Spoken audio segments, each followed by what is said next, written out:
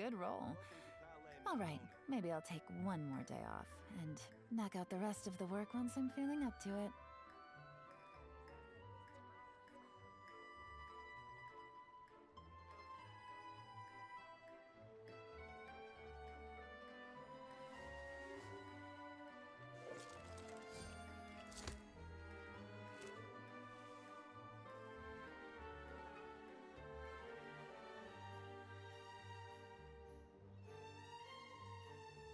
Welcome to Palais Mermoni.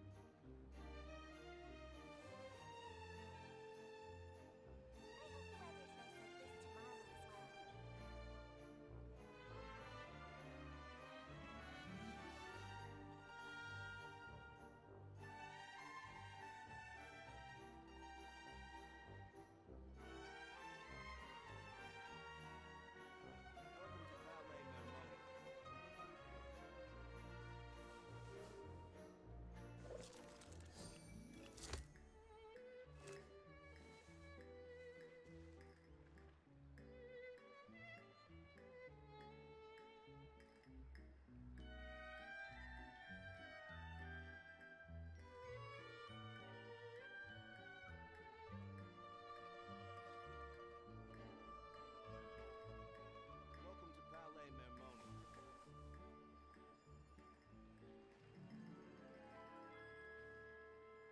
I hope the weather's nice like this tomorrow as well.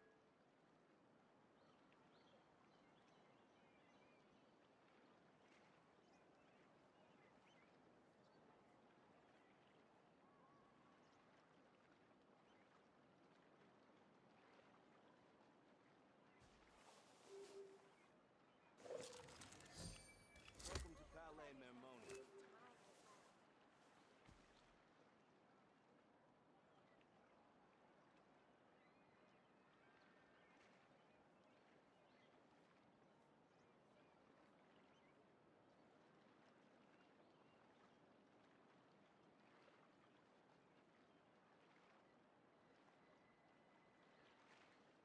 Navigating the world is a whole lot easier with a few different identities to choose from.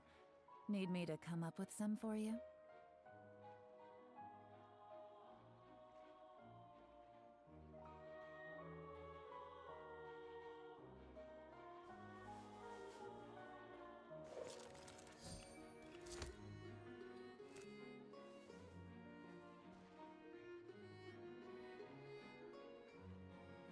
Welcome to Palais Mermoni.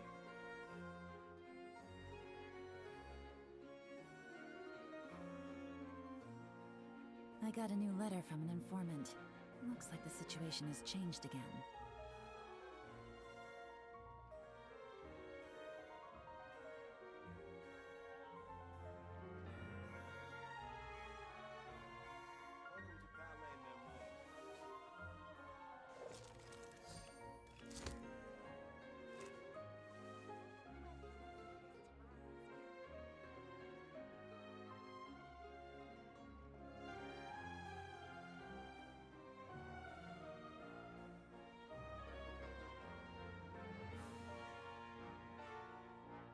Welcome to Palais Mermoni.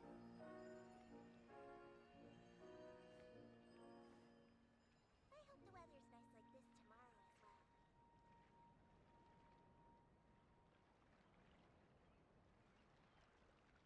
I hope the weather's nice like this tomorrow as well.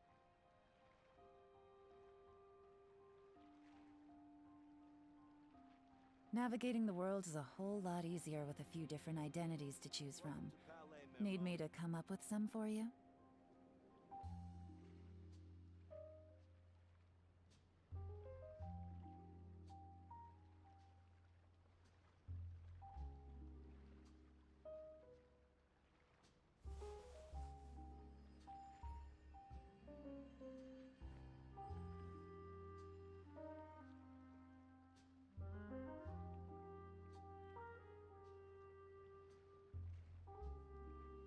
Welcome to Palais Mermoni. I hope the weather's nice like this tomorrow as well. I got a new letter from an informant. Looks like the situation has changed again.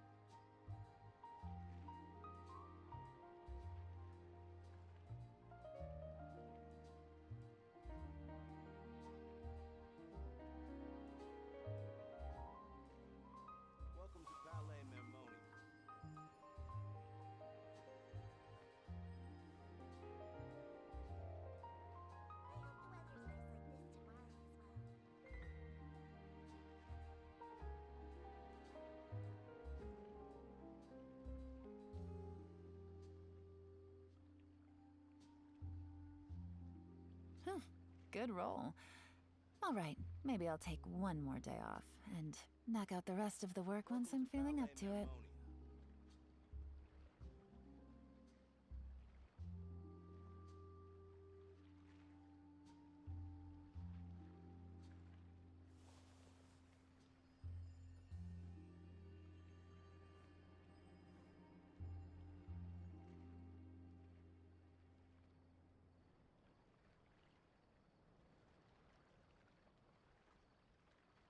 Welcome to Palais Mermonia.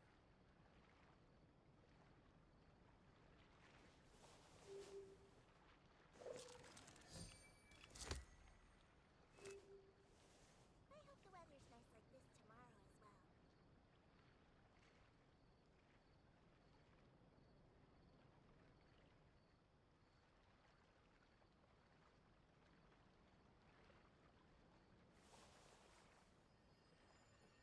Welcome to Palais Mermonia.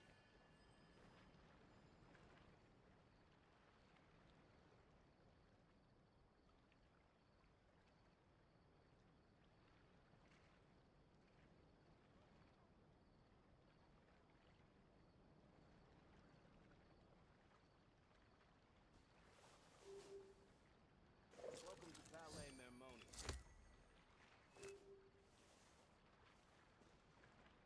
Welcome to Palais Mermonia.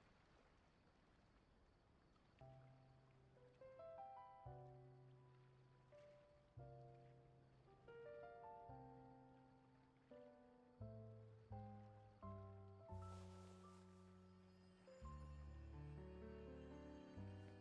as well.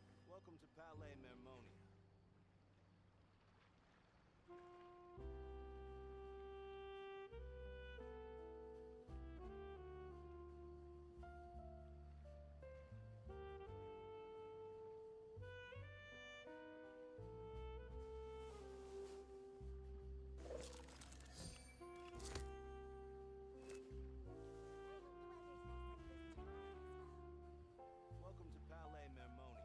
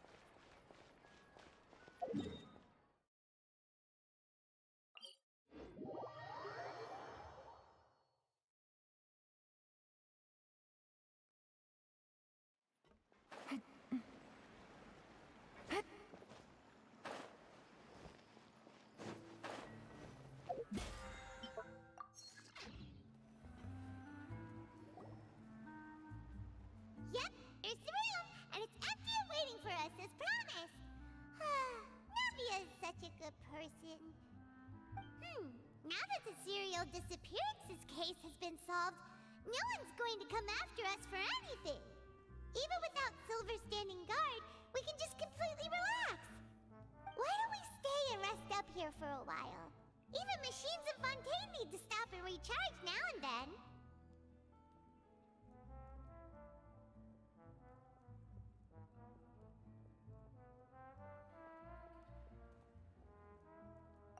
Oh, come on! This place isn't that bad.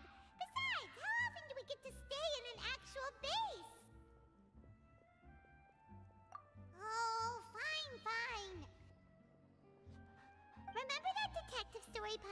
before?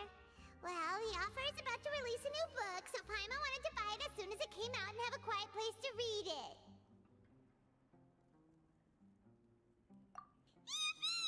Then it's agreed. Come on, let's get some sleep. We'll need to be up first thing in the morning to get in line and buy a copy.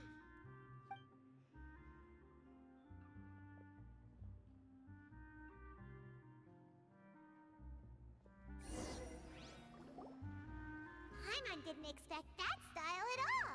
Even though it's a detective novel, it's also like a social documentary. Whew. It's actually pretty good. No! Paimon just spends a bit more time sleeping than you, that's all. Excuse me, but do you know if the Traveler and Paimon are lodging here? Huh? Who are you? Paimon doesn't recall seeing you before. Wait, you're not here to give us trouble, are you? A blonde traveler and a chatty little fairy. Phew, looks like I found the place. Good thing I asked the Spina di Rosula. Seems they sent me the right way. Hey, what do you mean by chatty? Paimon's always careful not to talk too much. Most of the time, anyway. It's an honor to meet you both. I was sent from the Palais Mermonia. Monsieur Nourilette wishes to see you. It seems he has something important to discuss in person. Nourilette? He wants to see us again already? Huh. We talked so much the last time we met. Has something happened since then? I am not privy to the details. It would be best if you came to the Palais Mermonia and asked Monsieur Nourilette in person. If you say so, but Paimon has a bad feeling about this. Now that I've delivered the message, I'll take my leave. Thanks! We haven't left the room for a few days, so we'll head over once we've freshened up a bit.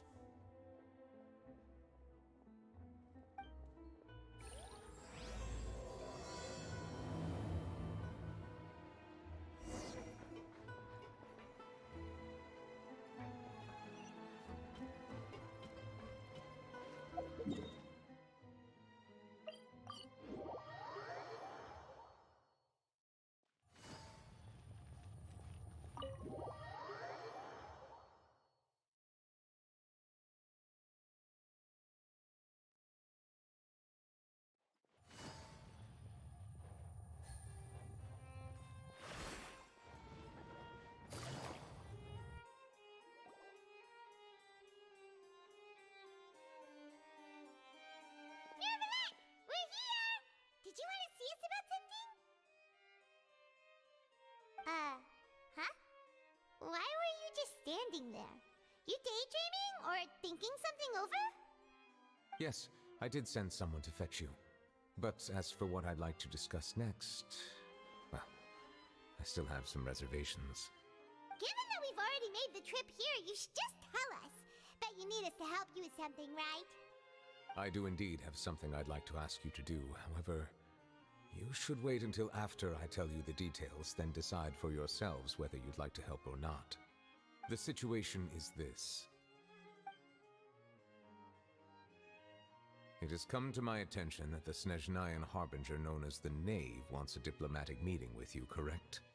I heard that she was originally from Fontaine, but for her to suddenly arrive here and abruptly request such a meeting like this, I sincerely advise you to refuse her invitation outright.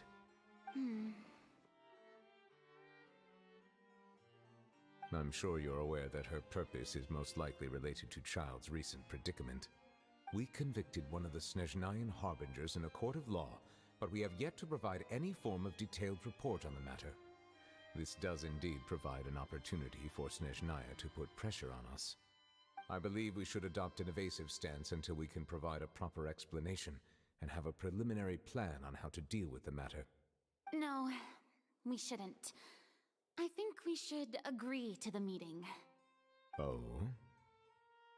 Well, you see, we are the ones that owe an explanation. If we keep putting off the meeting, it could easily result in the problem escalating, right?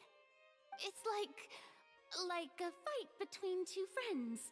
If they don't agree to see each other and talk in person, isn't it possible that the friendship could end entirely? Though diplomatic relations between Fontaine and Snezhnaya could be considered as friendly, it is only superficially so. You wouldn't go so far as to say that our nations are friends, as you did in your example. It was just an analogy. An analogy, okay? Moreover, even if we were to talk in person, if we don't have sufficient information prepared, it is quite possible the result wouldn't be restored relations, but a complete falling out. I don't think we should overthink those possibilities yet. Even if the logic of the divine is not immediately apparent, its wisdom will only be revealed with time. Besides, you'll be at the meeting. If any problems do pop up, you'll have no problem navigating them.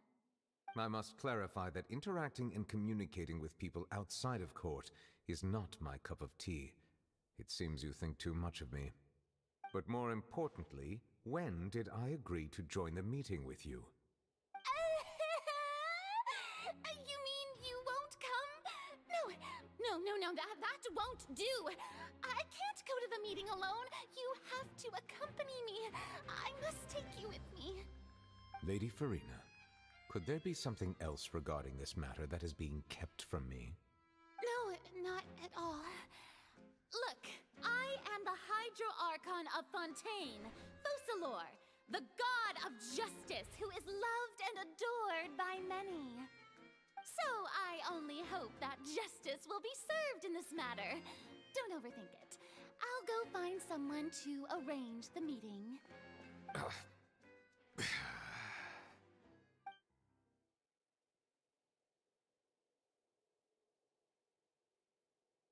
Though it could officially be considered a diplomatic conference, I prefer to see our meeting today as an ordinary tea party. I assume you see it the same way, Miss Farina?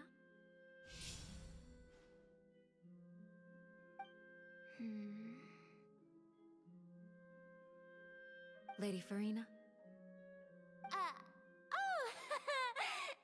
Yes, that's right. Just like you said, a tea party. I should thank you for providing the pastries. They look delectable. To make this tea party even more lively, I've invited someone else to join us today. It's a pleasure to meet you, Monsieur Neuvillette.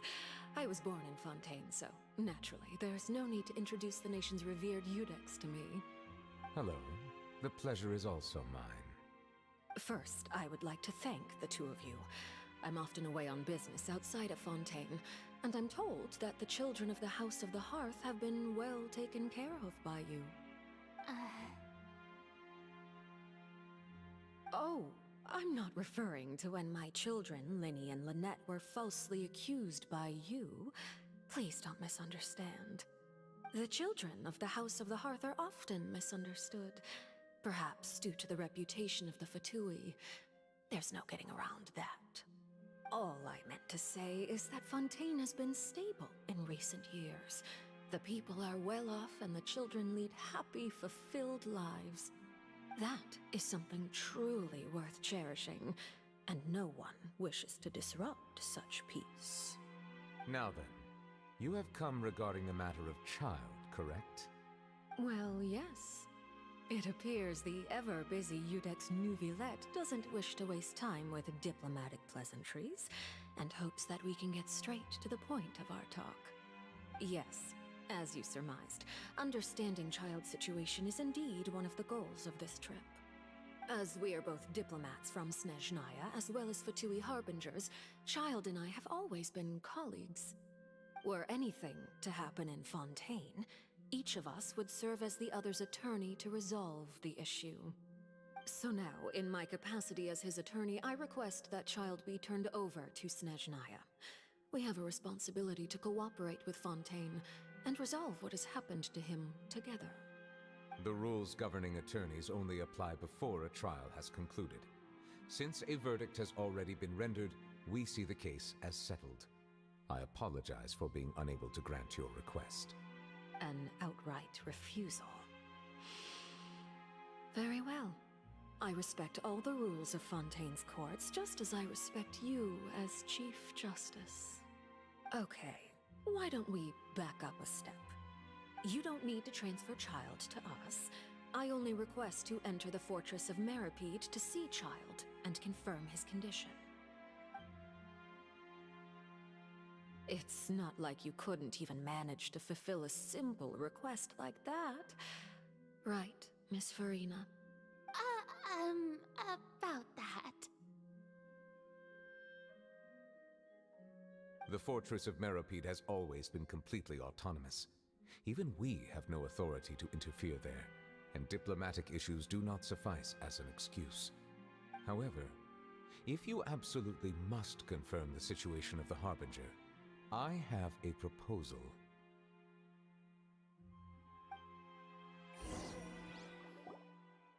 The knave showed up already? Well, Lenny did say that Father will be returning soon. We didn't even know that Lenny was from the House of the Hearth at the time, so we kinda overlooked that information. Yes, thank you for your kind advice. I'm well aware of the situation. I also noticed that Lady Farina acts a little odd and unnatural whenever I bring up matters related to the knave. Could the knave be threatening Lady Farina or something? If that were the case, then why wouldn't Lady Farina inform me? And what means could the knave possibly have to twist the arm of an Archon? So maybe that's not very likely. Even though Farina can act a little weird at times, she's still an Archon. In reality, this problem is even more thorny than it appears. According to reports from the Fortress of Meripede, Child recently disappeared under mysterious circumstances. The details are still unclear. We cannot rule out an escape, but there have also been no reports of him outside of the Fortress of Meripede. Special guards oversee the fortress, and its internal systems are extensive. Combined with the special characteristics of the surrounding terrain, an escape should not be possible. I suspect that there's something else behind Child's disappearance. I was only willing to share this information with you because you are friends of Child, and it is my duty to see justice done. So this is what you wanted to see us about before. Yes. I would like you to go to the Fortress of Meripede and investigate Child's disappearance. This was my proposal during our meeting with the knave. Rather than allowing her to intervene, I offered to send someone to find out about Child's situation and report back to her in detail. The knave did not seem satisfied by my proposal, but she still agreed to go along with it for the time being. Her words were, "We will talk more once we have that report." So that means we bought ourselves some time. Firstly, you're already acquainted with Child. Your eyes may discern relevant details there that others would miss. And secondly, is the consideration of the unique nature of the Fortress of Meripede. Isn't it just Fontaine's prison? I would not define it so crudely. The Fortress of Meripede is not affiliated with the court system of Fontaine on paper. It has always existed as an autonomous entity. Early in Fontaine's history, criminals were punished with exile, not imprisonment. Even today, sentences against convicted criminals still include exile, just as before. The Fortress of Meripede may seem like a prison, but it should in fact be regarded as a gathering place for exiles. All we do is dispatch guards to keep watch and help maintain security, but we have no right to get involved with any other matters. Although I do have a personal relationship with the administrator there, neither myself nor the courts have the right to be directly involved with the investigation, no matter how serious the grounds. Oh, Paimon gets it now. That's why you need us to conduct our own investigation as a third party, right? Correct. I will arrange false charges against you so that you may secretly investigate inside the fortress during your detention. This will save us a lot of unnecessary trouble. So, are you two willing to accept my proposal? Yeah, no matter how you look at it, it seems we're the best choice. Alright, we hereby accept this difficult task. Reluctantly. You two have my sincere thanks.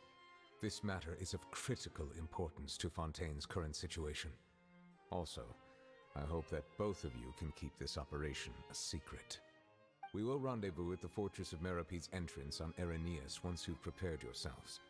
I will arrange for someone to take you inside. Prepared ourselves? Is there something we need to prepare? Perhaps you could enjoy a good meal and have a nice bath.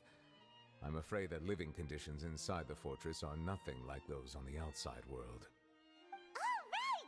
Even though we'll be there on trumped-up charges, we'll be in prison for real. On second thought, is it too late to back out?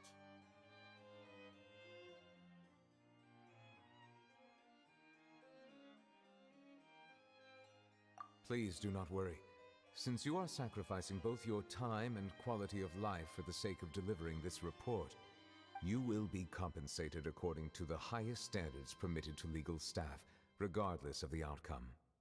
Now that's more like it! Come on, traveler, let's go eat the best meal we can find! We'll eat so much that we won't need to eat another meal for a whole month! Your treat! Are you leaving now? In that case, please take this cake as a token of my personal gratitude.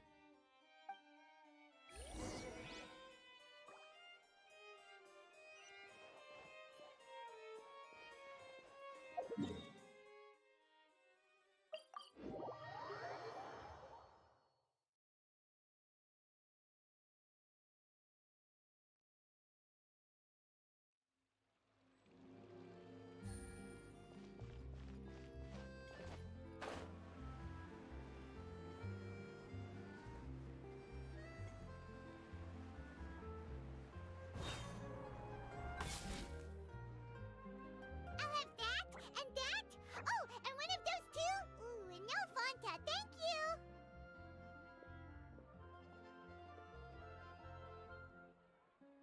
That cake was pretty good. But as soon as Paimon remembered that we're about to go to prison, Paimon's stomach suddenly became completely empty! Now that Paimon thinks about it, we've always been super careful ever since we arrived in Fontaine. Just to avoid breaking any strange laws here. But here we are, about to willingly send ourselves off to the Fortress of Meropede. Maybe this is what they call fate. Let's just try our best to investigate everything quickly once we get there. Paimon doesn't want to stay in prison too long.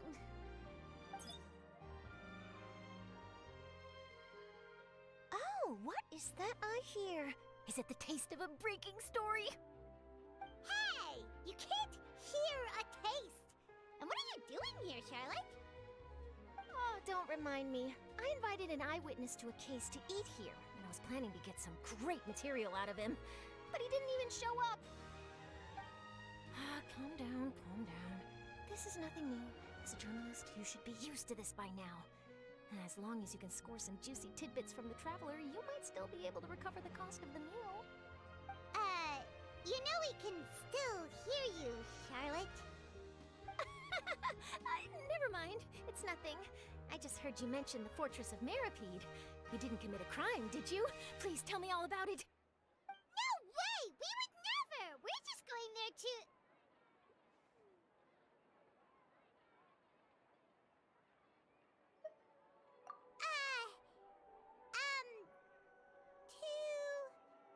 Oh no, Paimon almost forgot that Neuvillette told us to keep it a secret!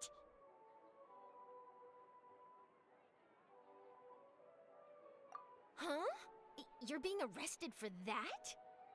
Oh, but now that I think about it, I suppose that's not completely unreasonable. That's pretty despicable, almost as offensive as committing theft. You mean Paimon really did something that serious? Sorry, Paimon really messed up. Well, in that case, it's nothing particularly newsworthy after all. Oh, how disappointing. Oh, right. There's still a chance. Since you're going to be at the Fortress of Mirapede, would you be willing to help me gather some material for a story? About that, Paimon doesn't think we'll have any time. Oh, it's nothing difficult. All you have to do is think of a way to get some time face-to-face with the warden of the fortress. He was awarded the honorary title of Duke in Fontaine. Sounds really cool, huh? Only those who have made significant contributions to the nation have been conferred this title. It's incredibly rare. On top of that, the Fortress of Mirapede has never been under the jurisdiction of the courts. Practically nobody, including journalists like me, knows anything about the person in charge there. Oh, if I could write an exclusive article about him, I bet it would sell a boatload of papers. You make it sound easy, but it really depends. Of course, I wouldn't ask you to do it for free, so this meal is on me. All right, you got a deal. We'll do anything you want. Then it's settled. The food should be here any second, right? Huh? Wait, just how much did you order?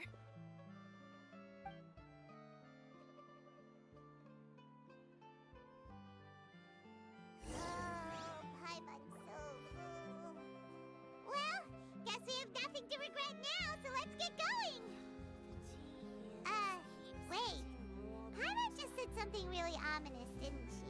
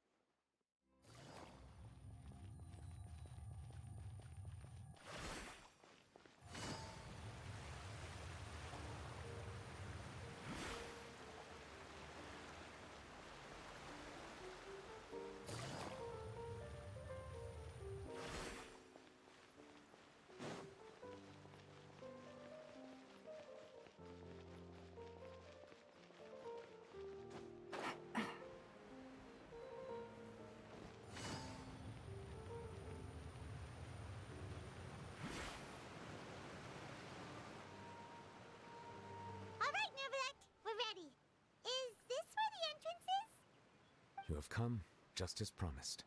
Yes, this is the one and only entrance to the Fortress of Mirapede from Araneus. Careful. You may want to step back a bit. Ooh, so you have to go down from here? Is the prison underwater? Utilizing both the barrier of the water as well as the fear humans have of the depths, the Fortress of Mirapede is naturally the perfect place to confine and guard criminals. But do not worry. It is not nearly as frightening inside as you may think. You will see for yourselves once you are down there. Paimon hopes you're right. Don't know about you, but just thinking about being at the bottom of the sea like that gives Paimon the heebie-jeebies. Oh, and there's one more thing. I mentioned that I have had personal dealings with the administrator of the fortress, Wriothesley. He's a very shrewd fellow. Yeah, we heard about him too. He's that Duke, right?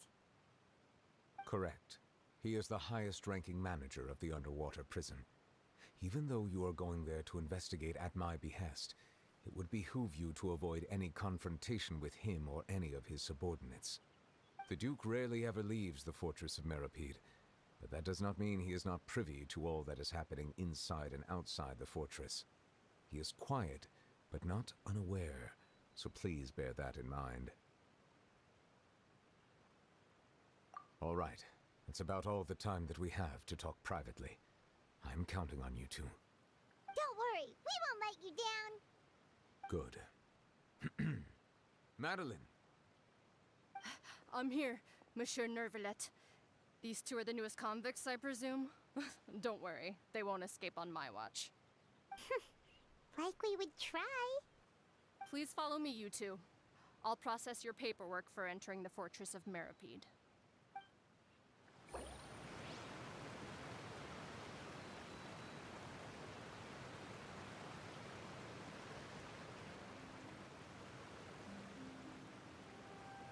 I got a new letter from an informant. Looks like the situation has changed again.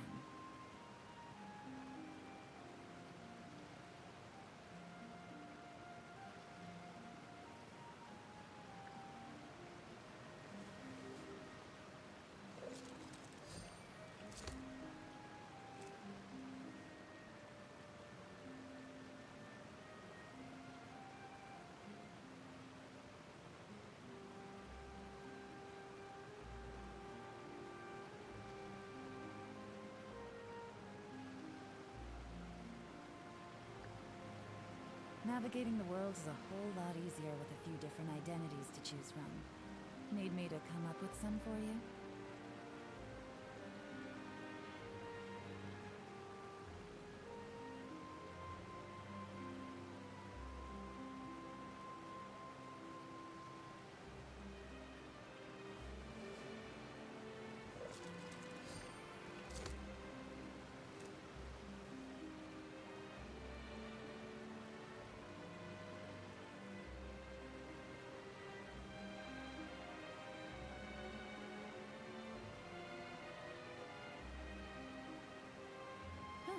Good roll. Alright, maybe I'll take one more day off, and knock out the rest of the work once I'm feeling up to it.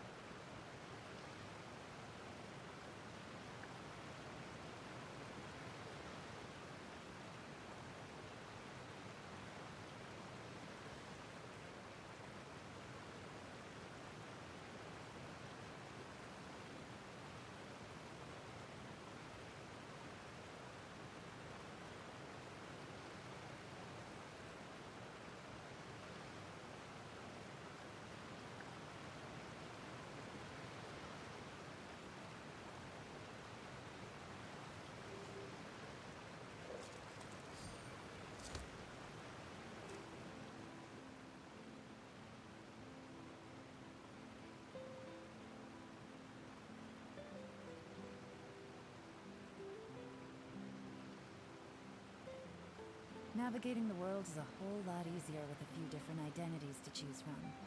Need me to come up with some for you?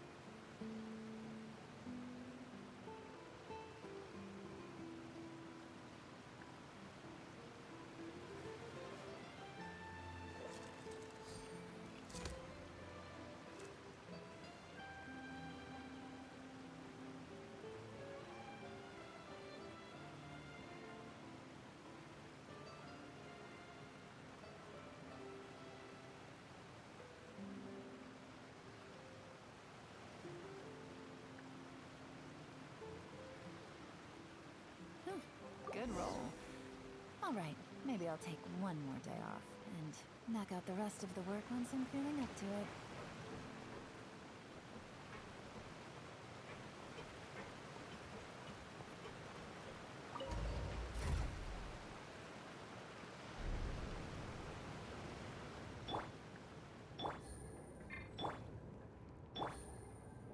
Are we already underwater now? Huh. So this is what it feels like to be a criminal in Fontaine. You two seem to be taking this pretty well. It's rare to see convicts in such a good mood.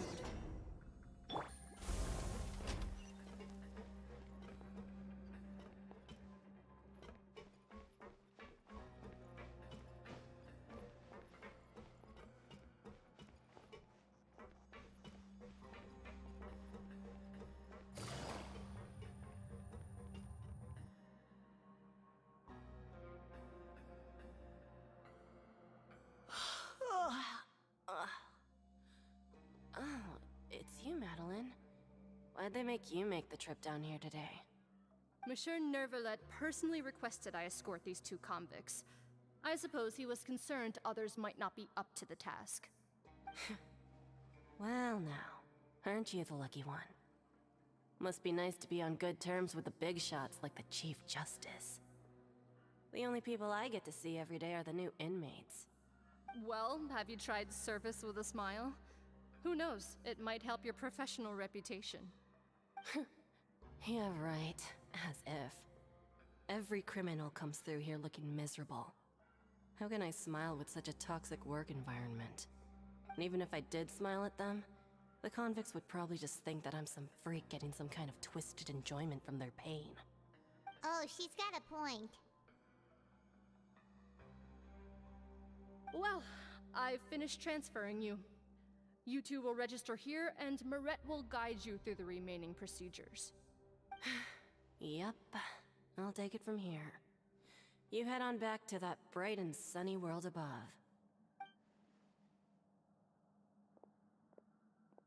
Okay, let me see. You are the Traveler and Paimon, correct? That would be us! Let me confirm your charges and sentence. Let's see. You two are charged with eating a cake specially prepared for the Archon by a Snezhnayan envoy without the Archon's permission, thereby incapacitating the political center of Fontaine for a brief period. Sentence: 45 days? Huh? Wait, you mean the cake that Nervalet gave us was... Just looking at the charges, it seems you two are capable of causing some serious trouble. And considering how fond Lady Furina is of sweets, this crime is tantamount to trying to assassinate the Hydro Archon herself.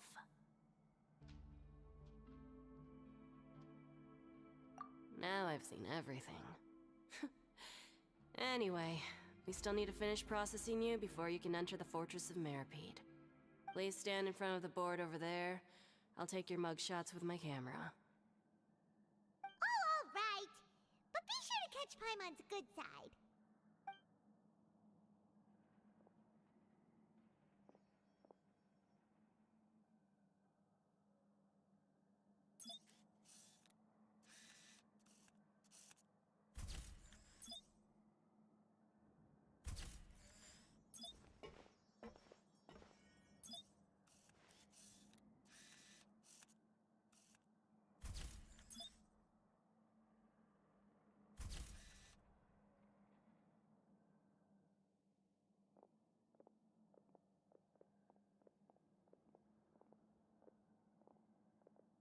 And we're done. Thank you for your cooperation. Next, someone will be along to guide you inside the fortress. Please be sure to cherish this opportunity for rebirth. Huh? Rebirth? Isn't that a little much? We're only gonna be here for 45 days! You two are the new inmates, right? Follow me. Oh, okay. Paimon is Paimon and this is the Traveler. Save it. Not like I'll remember your names. Move it.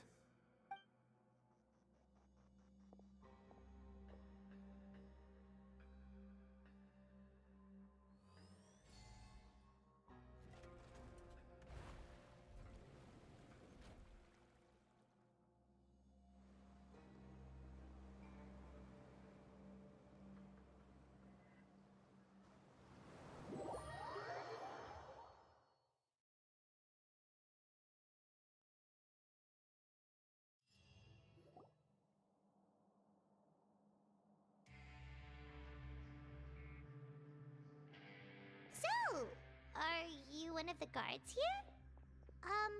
Is there anything we should be careful of while we're here?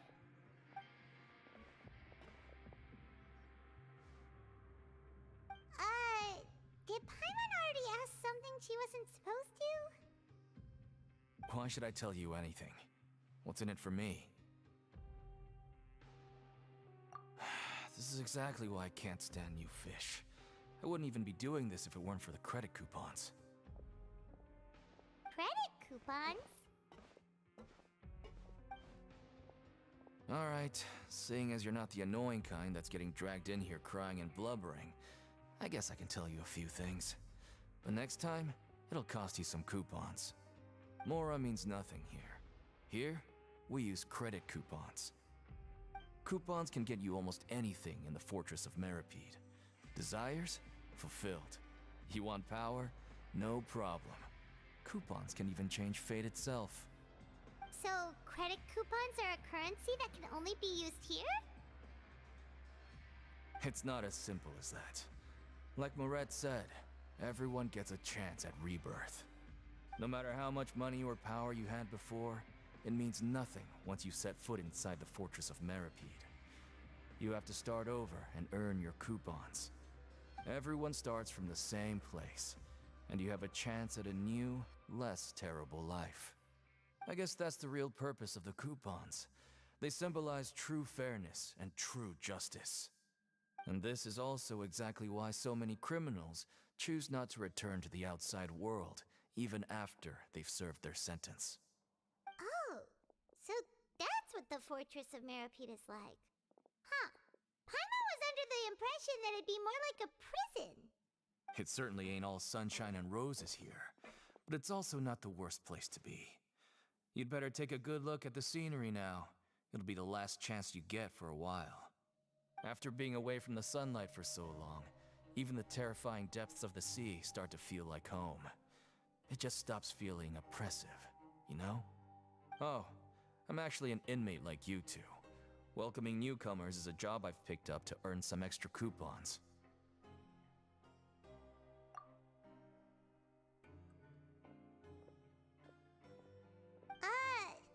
Why aren't you answering us again? I've told you enough for free. Any more info is gonna cost you. So all you care about is Mora! Wait, no. Coupons? Almost there. It's down through here. Your turn to give it a try.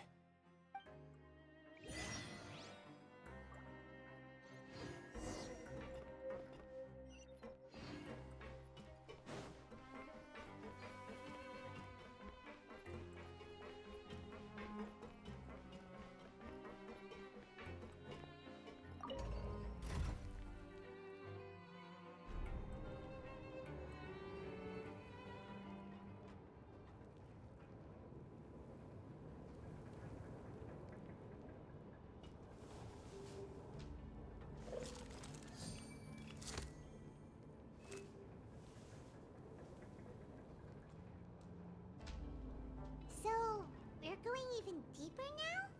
Just how deep down are we? It's like a metaphor for your previous life, isn't it? Our lives weren't that bad.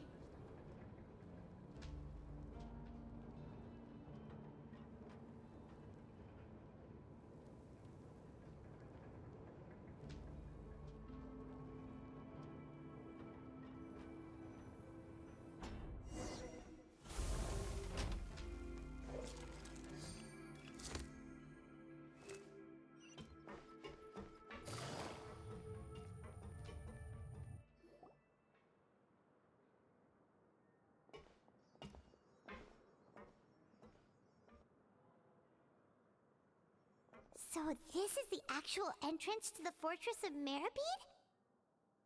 Huh. It looks like there are other new arrivals, too. Oh, they sure don't look happy. Maybe we look too relaxed for fresh convicts. Oh, right.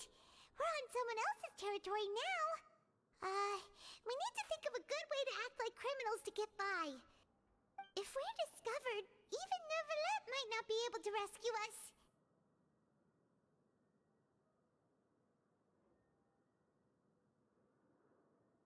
Hey!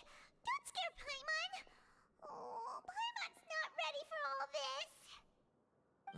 Look, I don't really know you, and I have no idea what kind of crime you committed, but...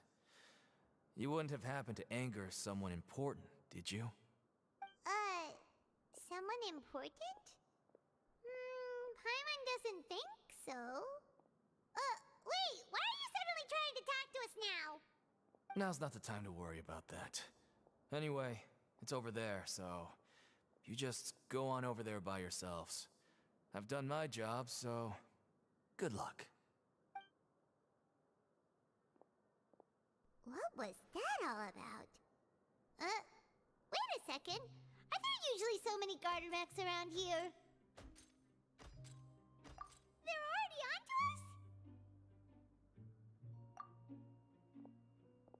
Prisoners numbers 7459 and 7560.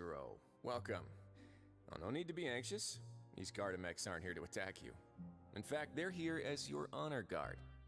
When I heard that you were friends of Monsieur Neuvillette, I had the Gardamex come and wait in formation. Wait, you know about our connection with Neuvillette? The seafloor isn't as cut off from the world as you might imagine.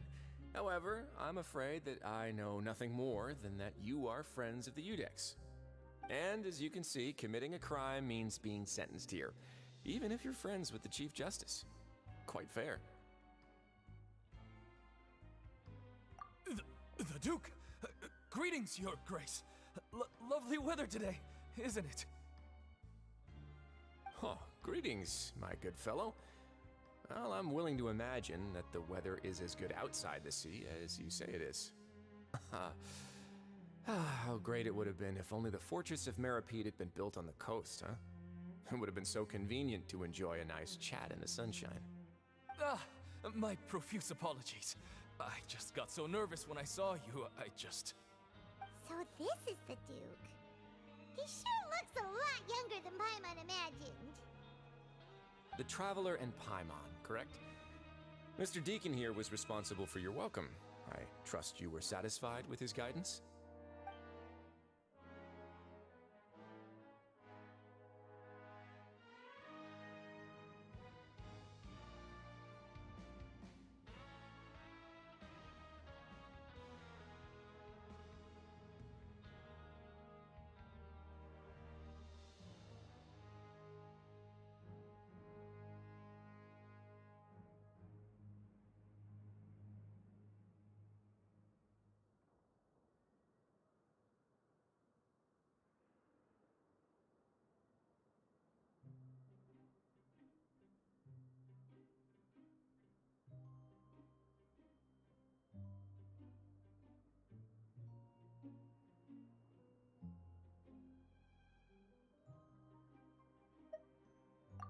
Outstanding.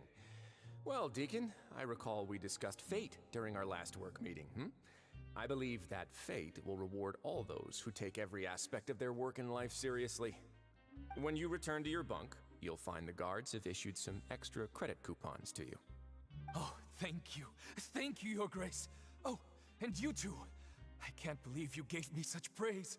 If you need anything in the future, anything, please, come find me anytime.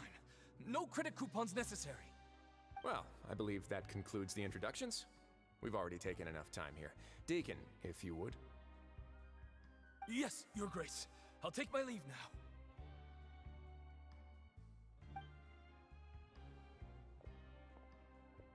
Please, follow me. To make you feel more welcome, I'll show you around the various facilities of the Fortress of Meripede. I hope it'll help you adjust to life here. He's going to personally give us a cure? Huh. Paimon can't figure out what this guy's thinking at all. No wonder Charlotte's so interested in him. He's one of those mysterious types. Alright, let's keep up with him.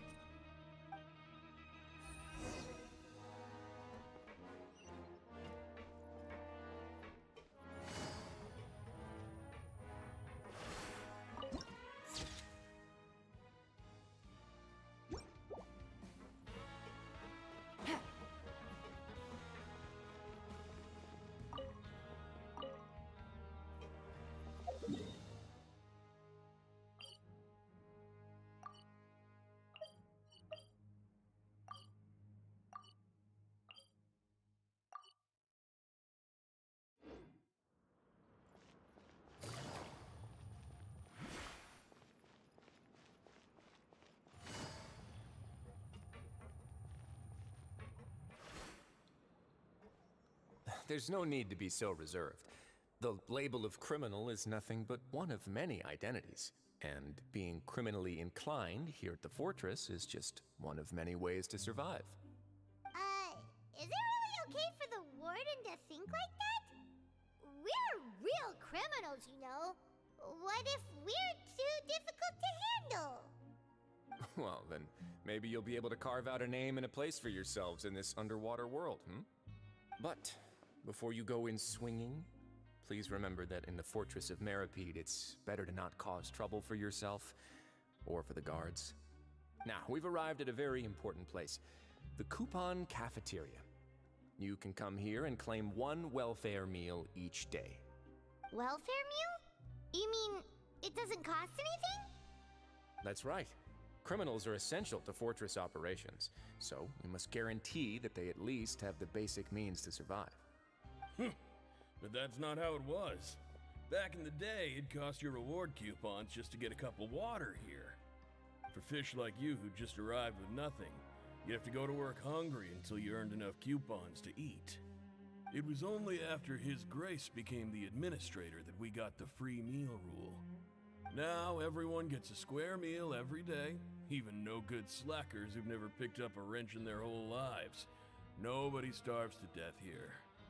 In the Fortress of Meripede, credit coupons are the only currency, and everything must be purchased. In some sense, you could say using the coupons is a form of trade. But trade is always conducted by people. So if we want trade here to prosper, we need everyone to work hard and live their lives. If nobody could even afford a meal, then the whole fortress would be up in arms. That would only make things more difficult for me. So, rather than saying that we're giving everyone a free meal here, you should say that everyone's hard work has improved the living conditions in the Fortress of Meripede. Your Grace's reasoning is correct, but what I said is also true. Whatever the case, hard work is rewarded here. You'd be hard-pressed to find anywhere else as fair and reasonable. Right! Paimon sees your point. By that logic, this place doesn't seem so bad after all. Oh, wait, no. We shouldn't drop our guard so quickly. But it seems the inmates really respect the Duke because of his attitude, right? We should still try to verify the truth with our own eyes. Let's continue this way.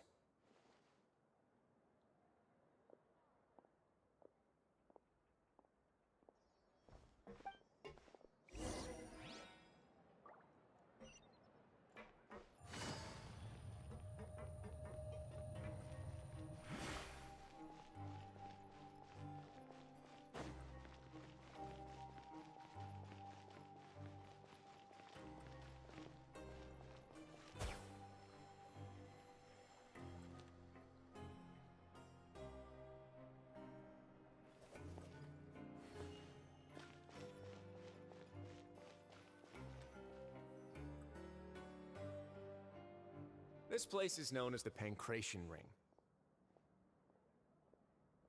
Sometimes we have criminals who have more energy than they know what to do with. Their daily work alone isn't enough of an outlet for them. So, instead of leaving them to their own devices, we've provided them with this dedicated venue. This way, nobody will get involved unless they want to be. Pancration matches? And you can earn extra coupons? Oh, what do you think, Traveler? Interested? But I must warn you that your sentence will be extended if you fail to restrain yourself and end up seriously injuring or killing your opponent.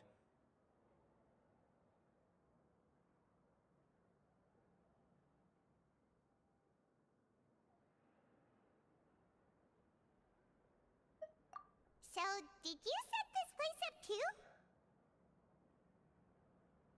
No, actually. I just granted approval for the organizer to use this area to build the ring, and I collect a portion of the proceeds in return. Of course, the fees are also quite useful. Oh. Do you mind if we ask what they're used for? Sure. Ensuring personal safety, maintaining the arena, and resolving any conflicts that arise. Why? Are you interested in how to manage a pancration ring? Oh, no. Paimon was just wondering if that's how you paid for everyone's welfare meals. A reasonable guess. I see you have a talent for entrepreneurship. Oh, you hear that? Paimon has a talent! So we can start a business here? That is something you can discuss between yourselves later. Let's move on for now.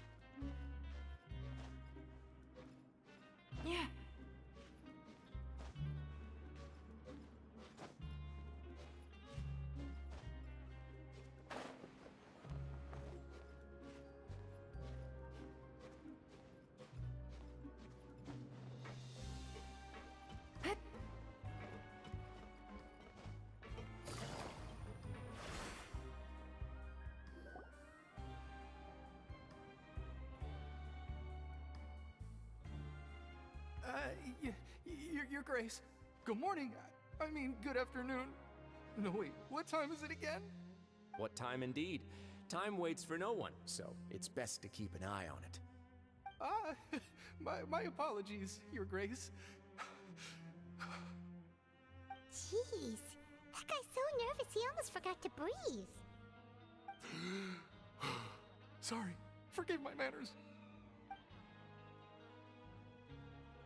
These are the dormitories, which is where inmates sleep. The guards will inform you where your bunk is later.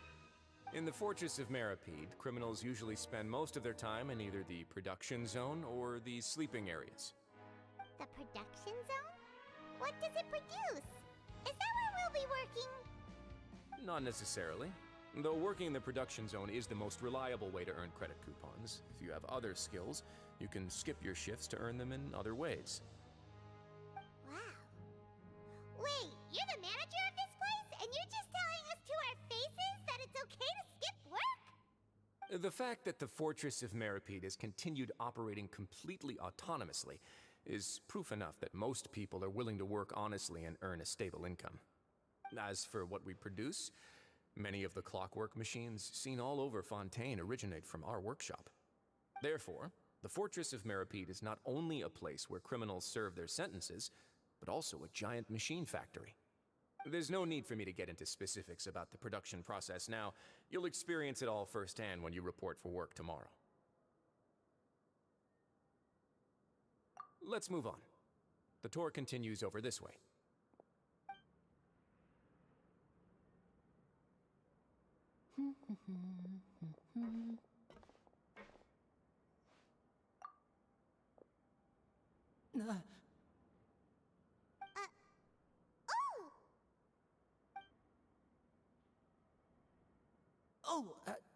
You really scared me there. I didn't expect to see you here, Your Grace. I thought maybe I was so tired from work that I was starting to see things. The only thing you should be seeing is the work in front of you. Stay focused and keep up the pace. Oh? Is something the matter? It's nothing. Paimon's just worried about how hard we'll have to work tomorrow.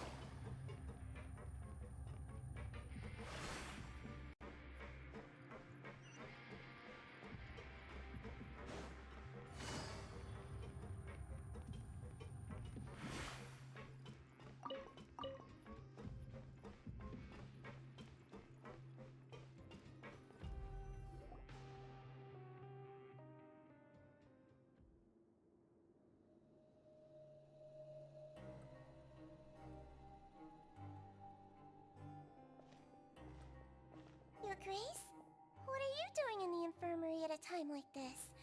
Oh no, you didn't injure yourself, did you? Not yet, unfortunately for you. But thank you for your concern, Sijween. Then you must be here for those two. Allow me to introduce you. This is the infirmary, and Sijween here is the Fortress of Merapede's head nurse. Hello, new faces. They call me the head nurse, but I actually handle all the nurse-related work all by myself down here. Since you seem to have some rare downtime with no patients, perhaps you could find the time to join us for dinner? Oh, then these two must be some important convicts. Sure, I'll join the welcome party. Thank you. Your presence will be the pièce de résistance for today's tour. Oh, so the tour part is over now? I believe I've already covered the primary aspects of life here in the fortress. As for your work, there'll be someone else to guide you through the details. Is there anything else? I seldom conduct tours, so why don't you just ask if you have any questions? Well, this is our first time here. Paimon's not sure what to ask. Then let's head back to the coupon cafeteria. Maybe a meal will help you think up some questions. You should at least try to be excited. Our free meals are actually pretty good here.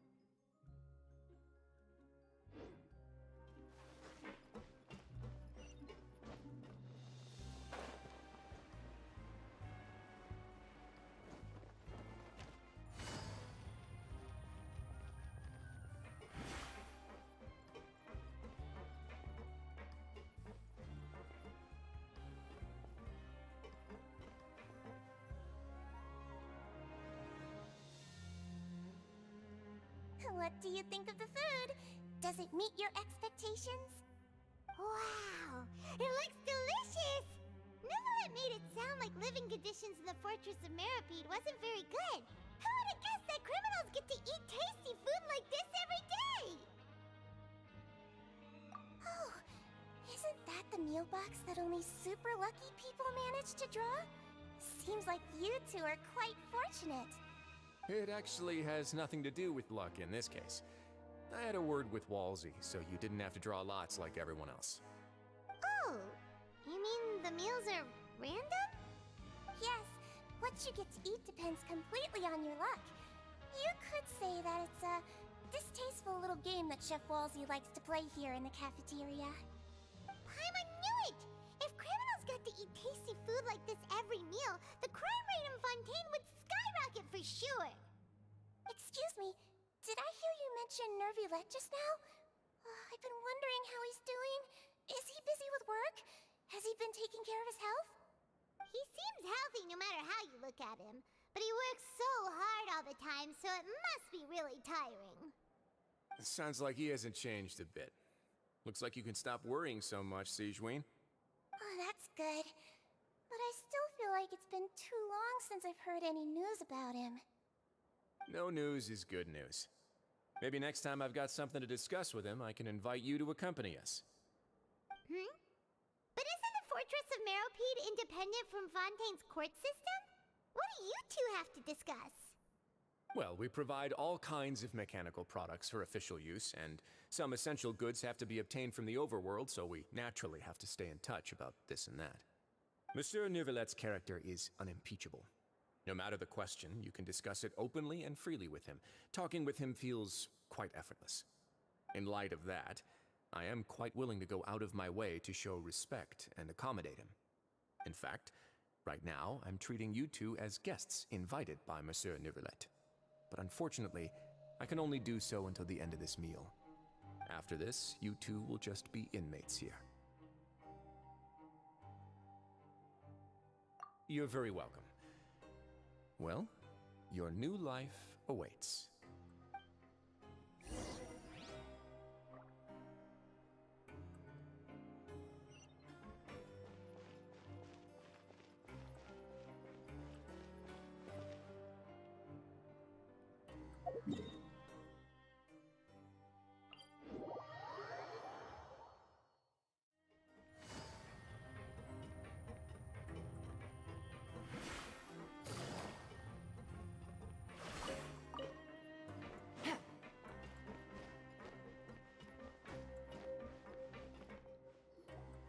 The Traveler and Paimon, right? Listen up. As new inmates, the only thing you need to worry about is what to do and when to do it. Don't make any extra trouble for yourself. Your bunks are right over there. Follow me.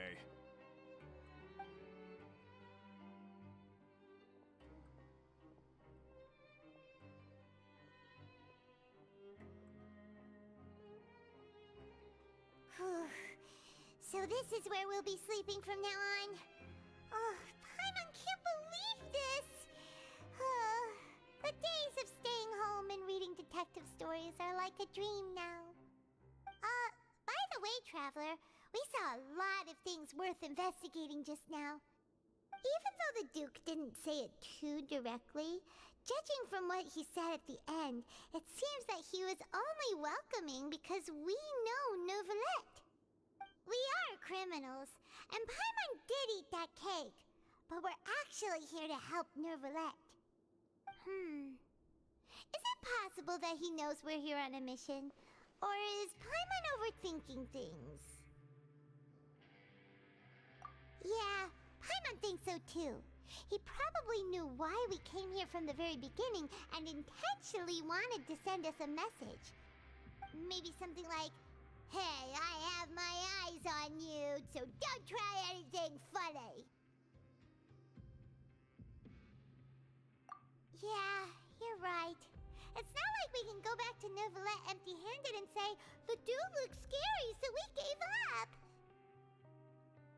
And besides, the Duke said that he was willing to go out of his way to show respect for Neuvillette, right? So, we at least need to try.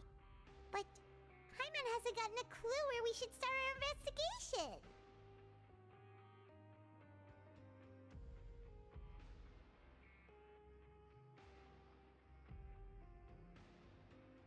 You mean...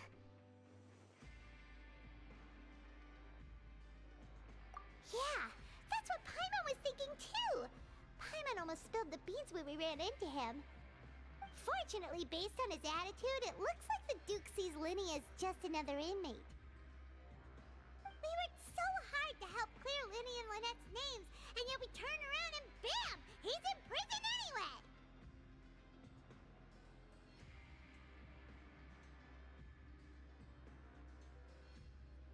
Oh, right! Linny and Lynette are from the House of the Hearth. They work for the Knaves, so they could be here to investigate too!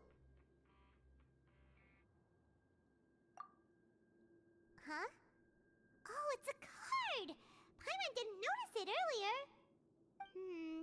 It looks like a magician's prop. Lenny must have left it here. He's in prison and still doing his little tricks, huh? Let Paimon have a look.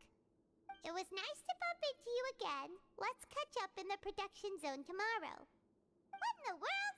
It's written like he's greeting a buddy on the street. Paimon thought he'd write something important. If you say so, we can ask him what's going on tomorrow. Let's get some rest now.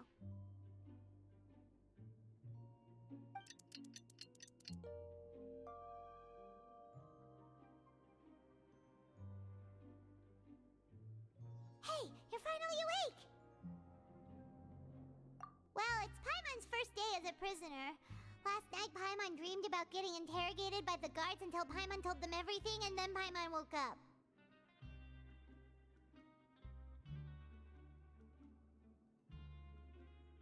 Hey, come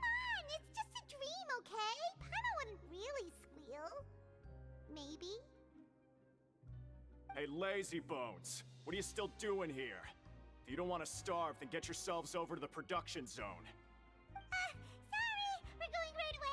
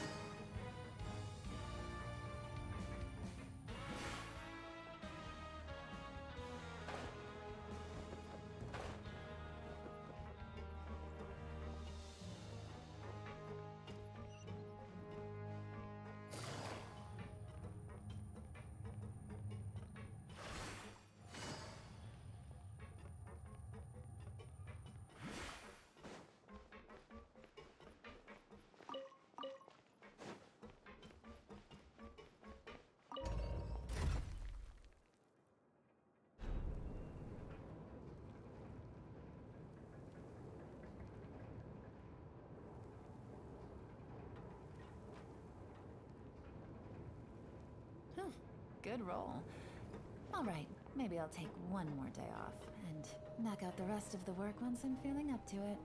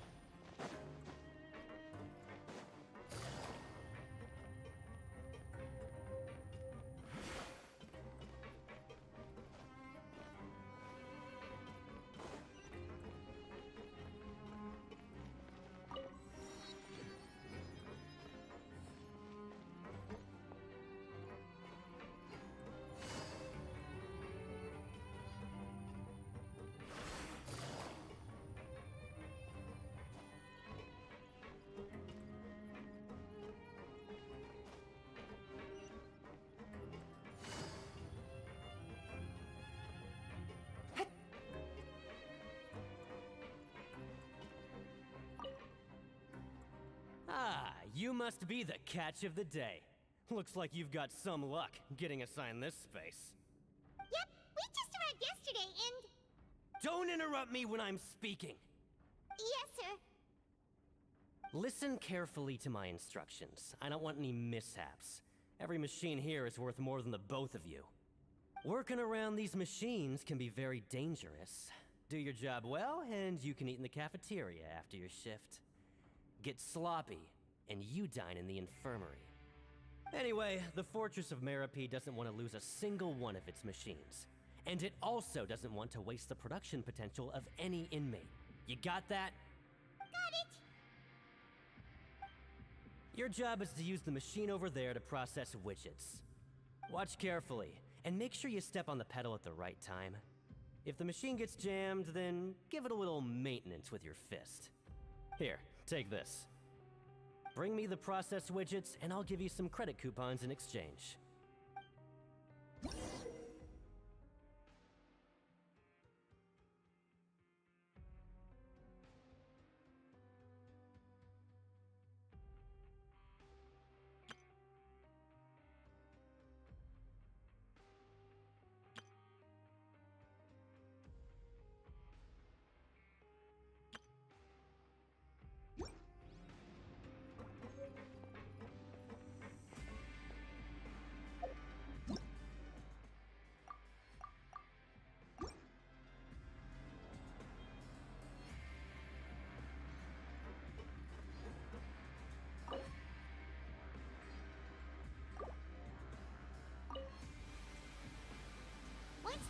hot enough to blow, jump to step on the pedal and hit the widget.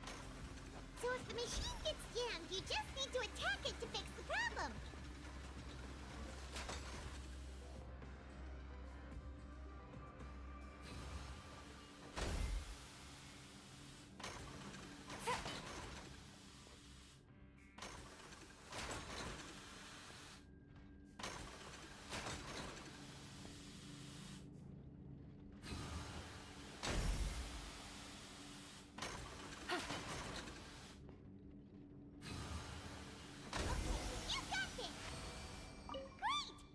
Report back to the foreman and give him the processed widgets.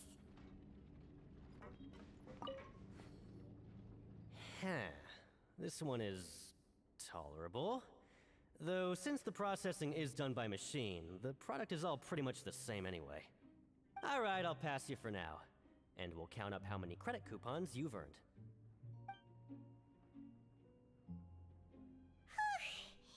Paimon's exhausted. We're done now, right?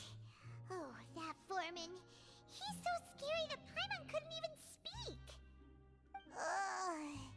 Even though Paimon's starving and wants to head straight to the coupon cafeteria, we still need to meet Lenny first, right?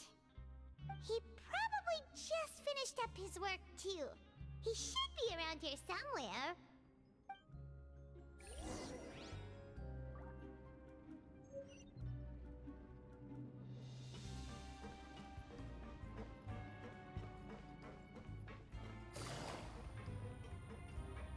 Lenny?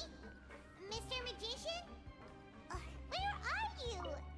Oh, this better not be some disappearing act. He doesn't seem to be around here. Let's try looking somewhere else.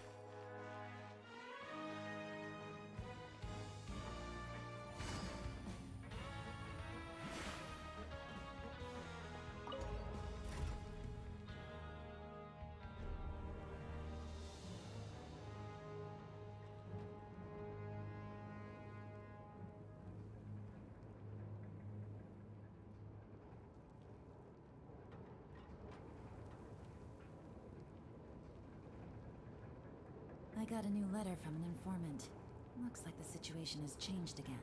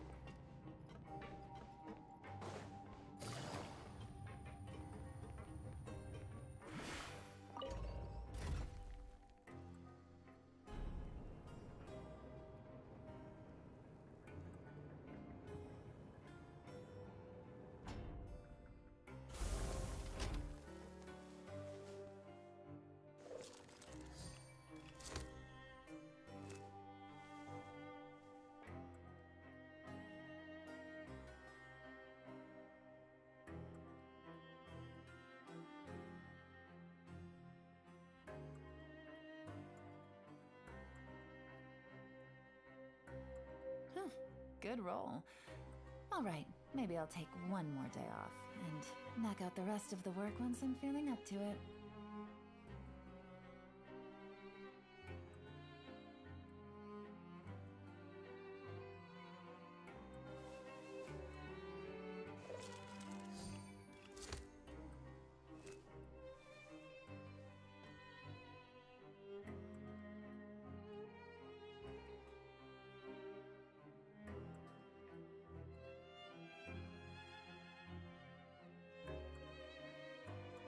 I got a new letter from an informant.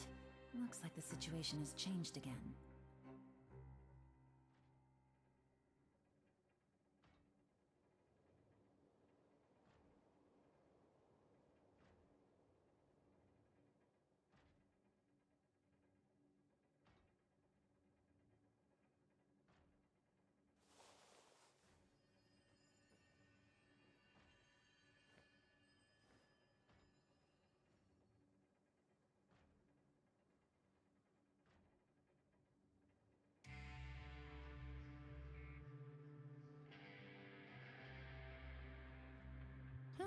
Good roll.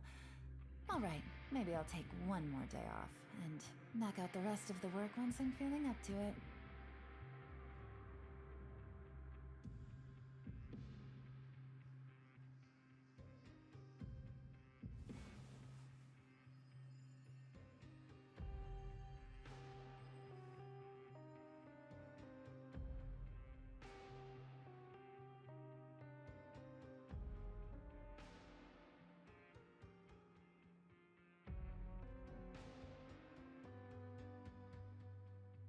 I got a new letter from an informant. Looks like the situation has changed again.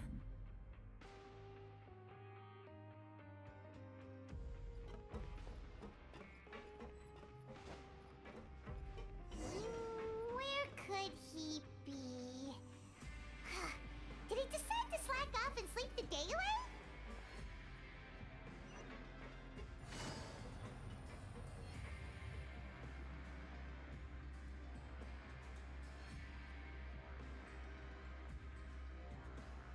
Hey, over here. Oh, you scared Paimon! How did you appear out of nowhere like that? Oh, you scare so easily now? Is there something worrying you these days? You little... The only thing we're worried about was trying to find you. Sorry. Come over here and keep it down.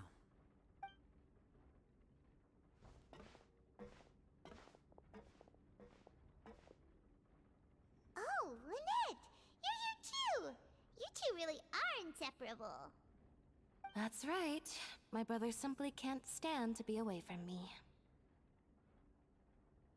It's not just Lynette. Fremine is also here. Do you still remember him? Oh, you mean that diver from the House of the Hearth, right? Paimon remembers seeing him in the Court of Fontaine before. Now hurry up and tell us, how did you end up as criminals this time? We fought so hard at court to prove you were innocent, but now it looks like our incredible court battle was for nothing! Sadly, even the teeniest of things can land you in prison these days. I put together a street performance and used the popularity we gained from the Opera House incident to attract a big crowd. And then? Next, I invited several audience members to participate in the show. And then, with the entire audience watching, their wallet suddenly disappeared. My brother was charged with theft, and I was charged as his accomplice, having assisted him in his crime. It really isn't that bad. The missing wallets are all in the leftmost drawer of the Maison Gardiennage's big filing cabinet. We just need to see how long it takes to discover them. Yep, we should be released then. In terms of the magic trick itself, I think the performance went perfectly. Leave it to Lenny to magic himself into prison.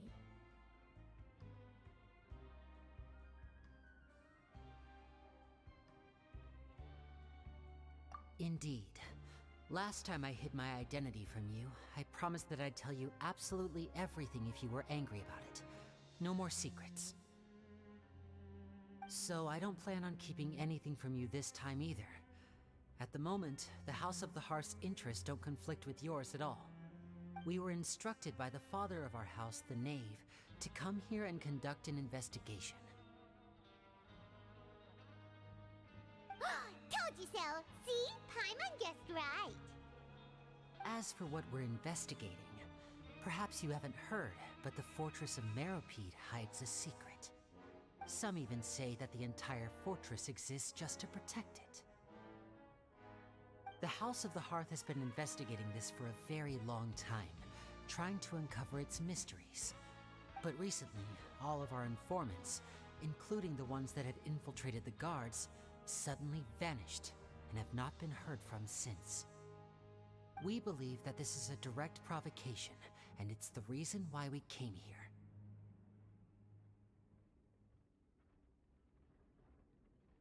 Father has somehow managed to confirm that Focalors does not have Fontaine's Gnosis. Huh? How did she manage to learn information that important? Father has her ways. Many of them are beyond our imagination, and we've never had the chance to see her at work. But we trust her conclusions. It was this information that led us to suspect that Fontaine's Gnosis might be in the fortress of Meripede and is related to that secret. So it's all about the Gnosis again. Well, that's about it from our side. How about you two? Did Monsieur Nervulette send you here? Bingo! The maid has been applying a lot of pressure. She wants to know what happened to Child, so we came here to investigate. Traveler, are we allowed to tell them?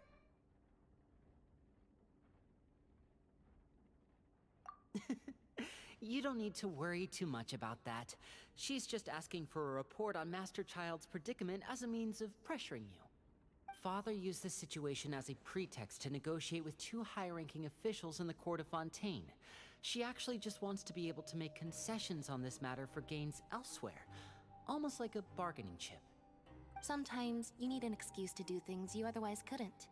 And a harbinger is more valuable than you might imagine. Of course, it's not a complete farce. If we do manage to find out what happened to Master Child too, then diplomatic relations with Fontaine could improve, and Snezhnaya might even be able to adjust its stance a bit. Is it just Paimon, or does it feel like we're the only ones who actually care about Child's situation? The relationship between the Harbingers must be as bad as ever. I wouldn't go that far. Father just has different standards than we do when it comes to what can be sacrificed for an advantage. By the way, I have a suggestion. Why don't we team up? Even though we have different objectives, we're both here to investigate the fortress of Meripede. It would be more efficient for us to work together. As you know, the House of the Hearth has many reasons to seek the Gnosis, but our highest priority remains resolving the prophesized crisis. You can trust us on that.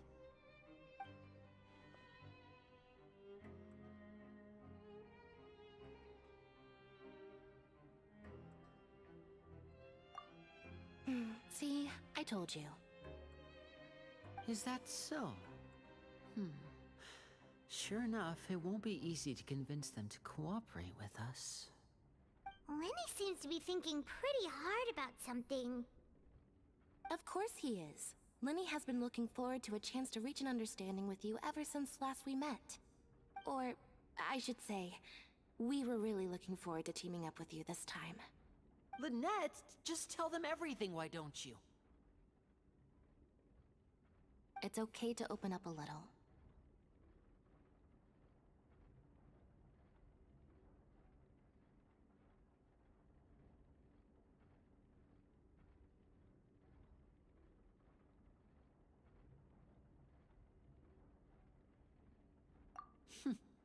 Very prudent of you, and consistent with your behavior since we first met.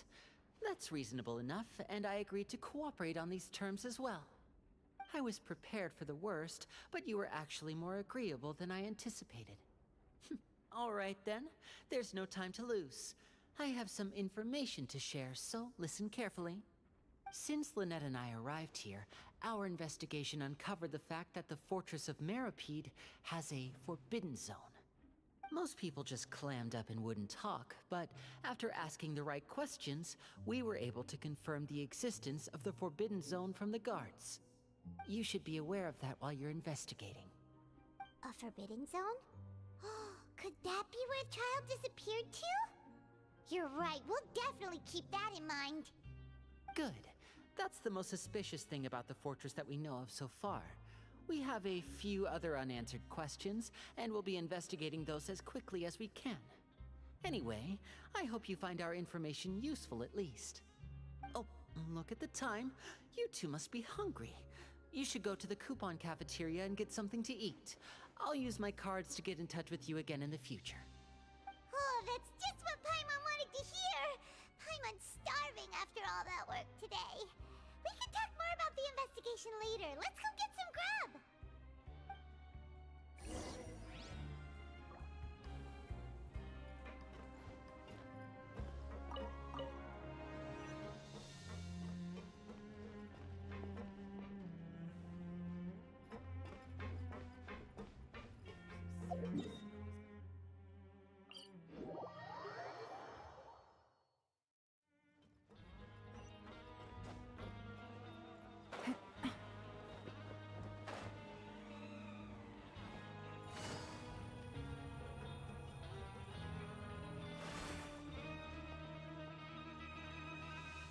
Oh, he wasn't kidding. Today's meal is nowhere near as good as last time. Oh, who knows how long it'll be until we're lucky enough to get that super tasty meal again.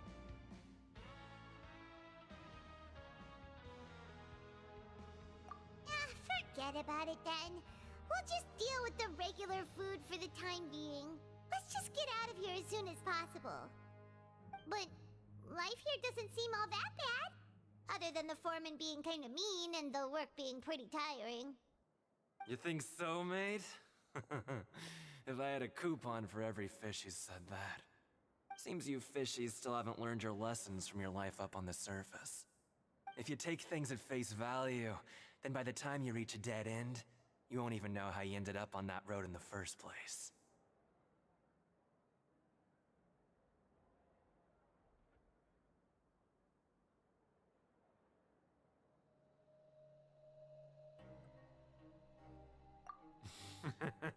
I like your attitude. I can, let you in on a little something. Everyone's been telling you to just follow the rules and not cause any trouble for yourself. Am I right? But what they don't tell you is that the rules aren't exactly what they pretend to be. The rules for being a prisoner. The truth is, this place has a lot of hidden rules. Huh? Hidden rules? What do you mean?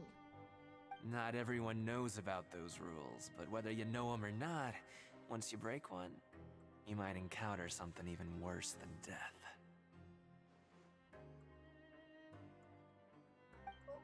Really? Oh, now you're really scaring poor Paimon. Don't joke around like that! Of course. And I'd say that just disappearing would be one of the better outcomes.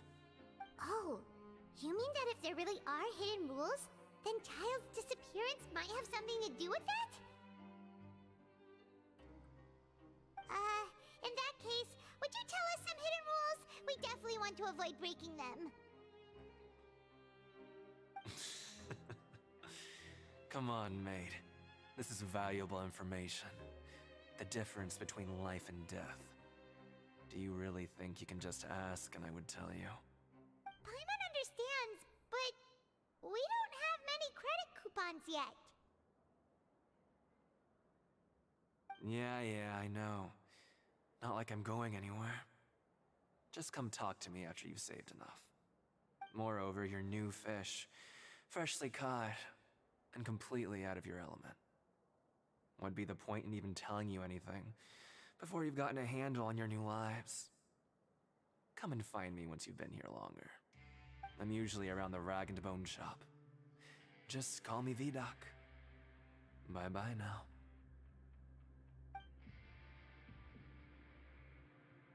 He left. Just like that. Huh. Do you think he's just trying to scare us into buying fake information from him? Yeah. It might be a good place to start in our investigation. Hidden rules, huh?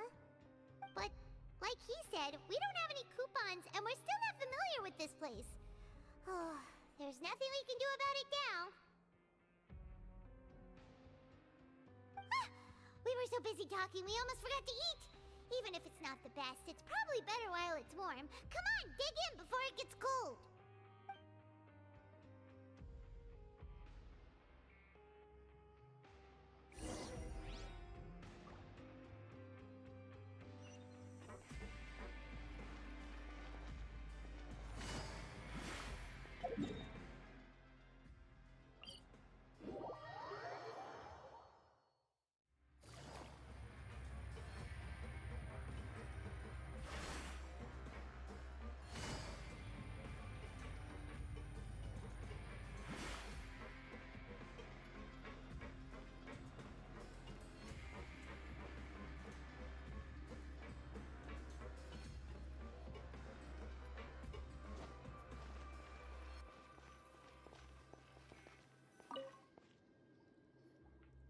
Paimon just confirmed with the guards that our shift is set for every morning, and we're free to do whatever we want all afternoon.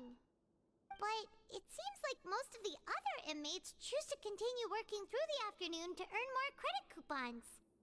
Oh, and they also said that you can use coupons to skip work in the morning and free up your time. They weren't kidding.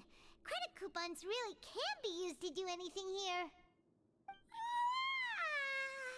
Paimon's so tired.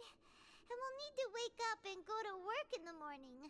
Without any credit coupons, it's not like we can really do anything else. Nighty-night, Traveler. Paimon hopes we can keep making progress on our investigation tomorrow.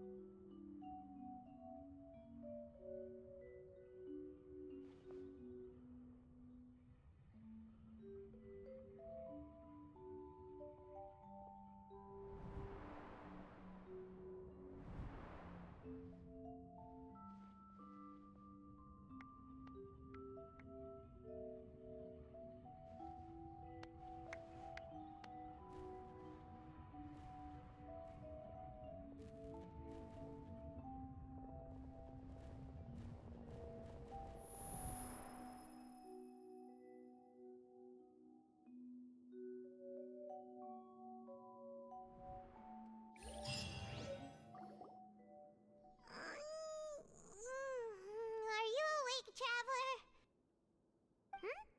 What's wrong? You seem to have something on your mind.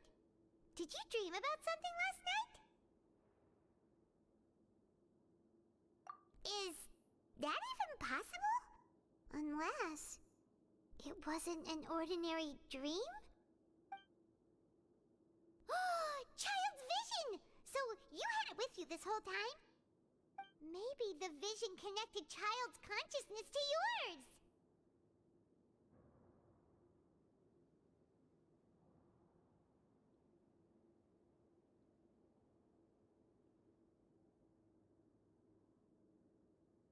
And our investigation has its first major breakthrough! Good thing you brought the vision with you here. So what did you see in the dream? Do you know where Child went? Huh. Okay. Well, hopefully it'll be a bit more helpful in the future. What's more important now is that it's the start of another new day as prisoners. Let's do our best to earn more credit coupons. What's the plan for today?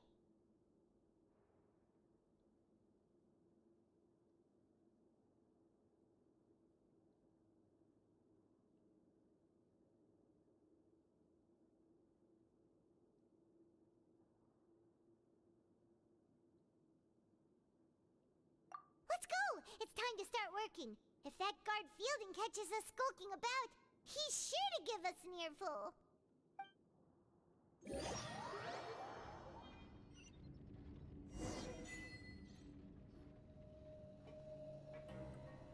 Look who decided to show up. Get your butts in gear and get to work. Time's a-wasting.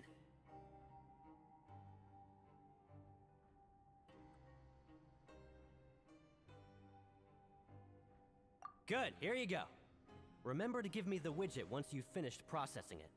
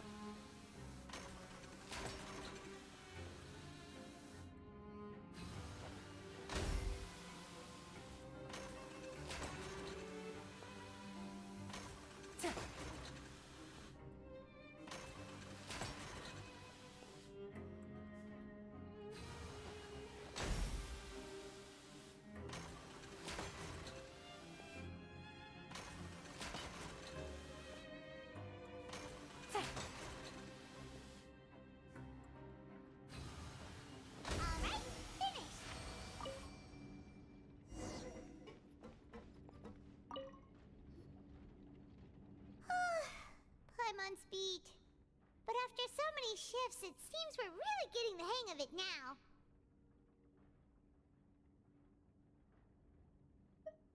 Hey there, fellow shift mates. I saw you finished your work, so I thought I'd come over and say hi. Oh, hey there! We've seen you before. Your assigned workspace is really close, isn't it? That's right. The name's Rowan. This past few days, I couldn't help but notice the new faces working nearby. I guess we were destined to meet. I've been working here for almost 15 years. Even the foreman, Grainville, always calls me Chief. Whoa, you've been working here a long time, Chief. If there's anything you'd like to know, just ask me. I know the work here in the production zone better than the back of my hand. Alright, Chief. We'll be sure to come to you first.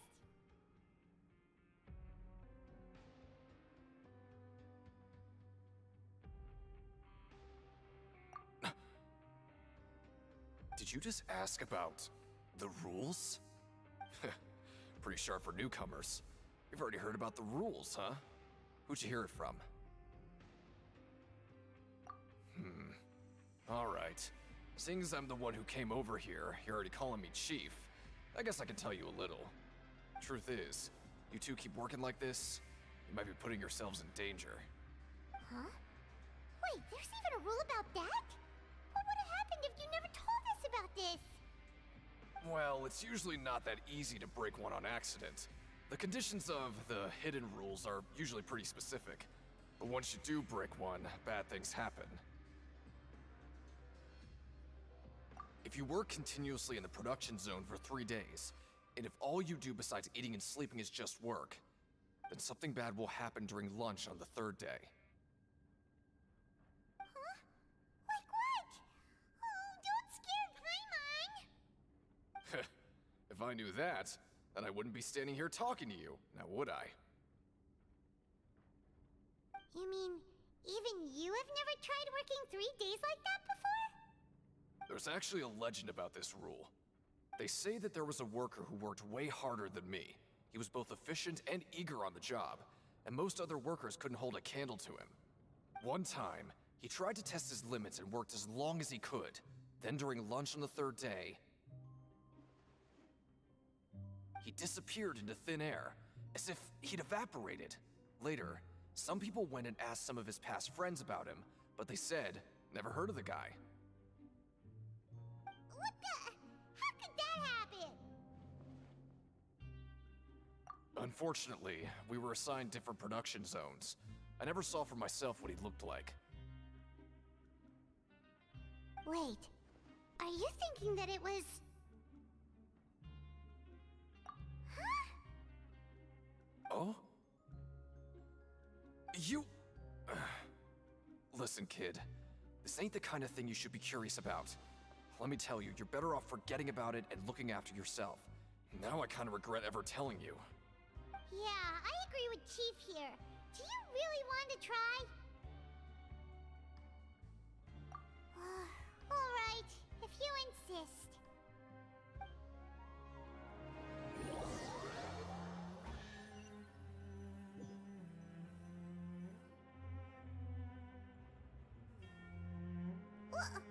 What is this garbage? Ooh, it looks disgusting! Oh, Paimon misses your cooking now. What would you like to do this afternoon?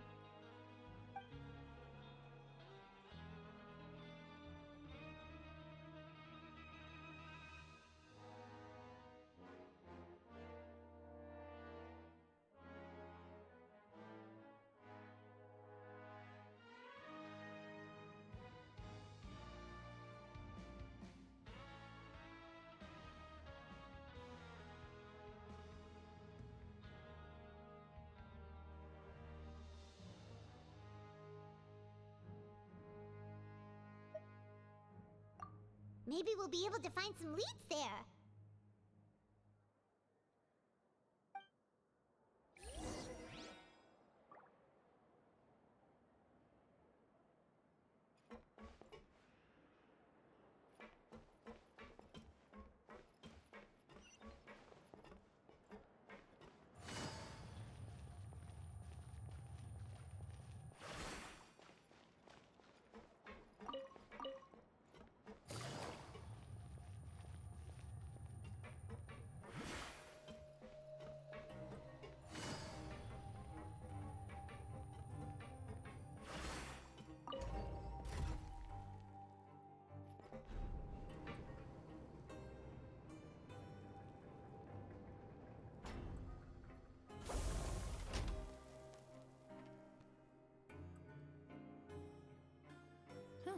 Good roll.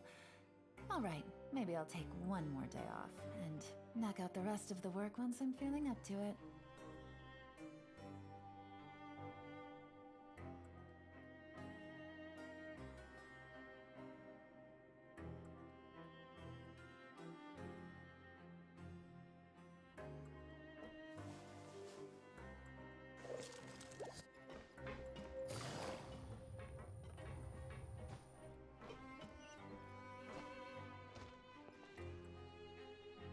Oh, you must be the Traveler, huh? Sorry, mate, but competitors as strong as you are prohibited from participating. I don't make the rules, mind you, but I was given very specific instructions. Even convicts value their lives, don't they?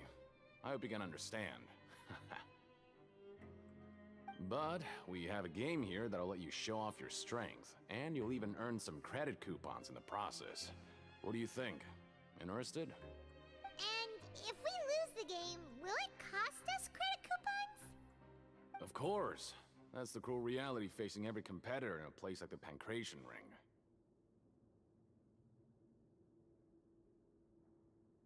Okay, great. Let me walk you through the rules. The targets in front of you will pop up one after another. You'll need to hit the targets in the same order that they popped up. If you can complete a few rounds in a row with no mistakes, then you'll win credit coupons. But the second you mess up the order, you'll lose. Game over. The game costs 300 credit coupons to have it go. So, you up for it? Thanks for your patronage, mate. Now, let the game begin.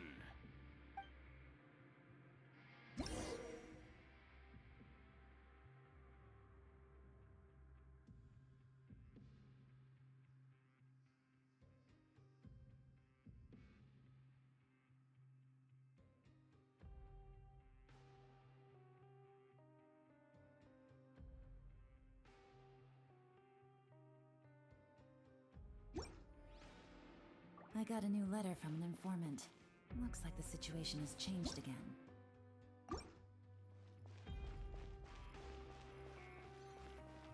Okay, do your best to hit the targets, just like Colin said!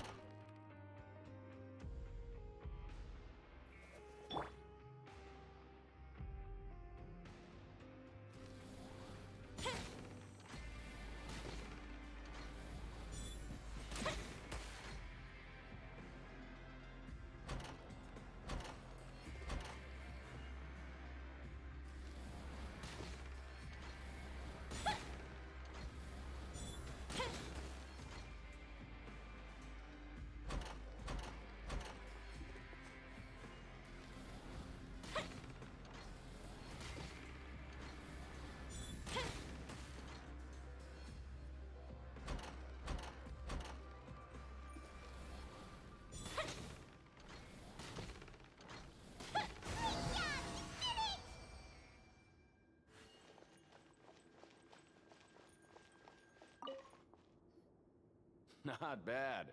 Not bad at all. Here, the coupons you won. Be sure not to lose them.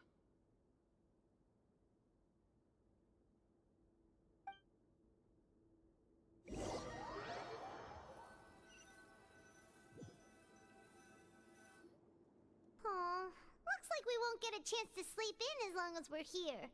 Let's get to bed early.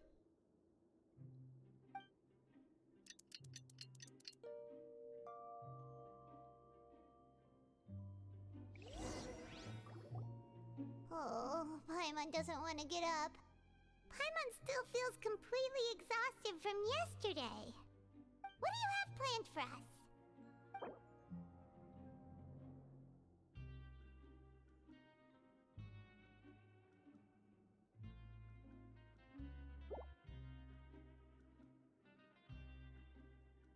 Right, we just need to keep at it.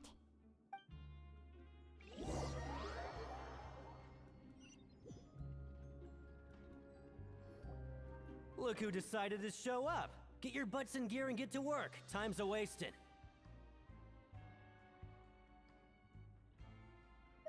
Oh? What's with suddenly wanting to work so hard? You need coupons that badly? Sure. Let's just say we really want to test our limits.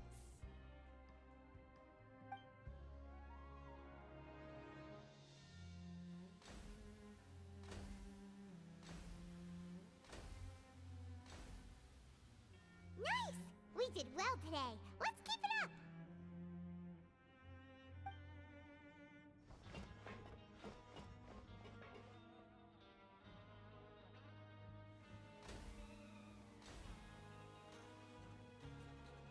Ooh, Paimon's had it. Who knew that processing these widgets would be so tiring?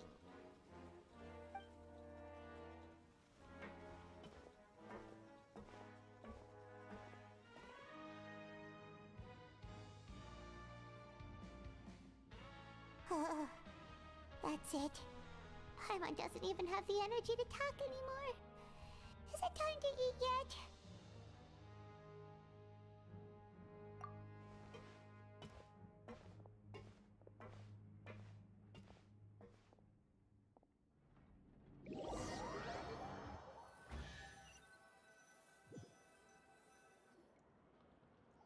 Oh, Paimon's exhausted. It's just work, work, and more work. Paimon's little body can't handle this much longer. Wait a sec. Now that Paimon thinks about it, haven't we been working non-stop for 3 days now? And now it's lunchtime. Oh, Paimon feels a shiver going down her spine. What's going to happen? But it doesn't seem like anything's changed at all. And we made it to the coupon cafeteria safely. Are the so-called hidden rules only a rumor after all? Well, there's no use to just guessing all day. Paimon's stomach has been grumbling the whole time. Let's just eat already. Paimon wonders what we'll get today. Maybe we'll get the super lucky meal. Wait, what? What in the world is this? What's with Paimon's food? And yours is the same. Is this stuff meat? But it looks and feels so bizarre. What kind of chef would make food like this? What do you think is going on? Is this the bad thing that Rowan was talking about?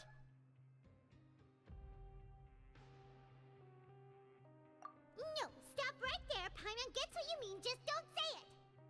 Hey, isn't that Woolsey over there? He must have made the food, right? So let's just ask him about the food and be done with it. Hey, Woolsey, have a moment? What is it? I'm about to go report the numbers for today's free meal, so you'd better make it quick. It's about the meat in our meals. Look, does it seem normal to you? The meat? Oh, that. Looks perfectly fine to me. Totally normal. You better hurry up and chow down. How could this be fun? Hey, don't leave! You barely even looked at it! Hey! What should we do now? Woolsey wouldn't even give us the time of day. Is he trying to hide something? Yeah, looks like we have no other choice. Paimon was positively famished a minute ago, but now she's lost her appetite.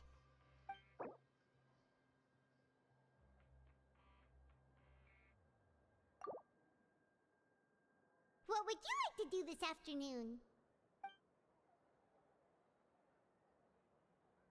Okay, let's see if we can find any new leads.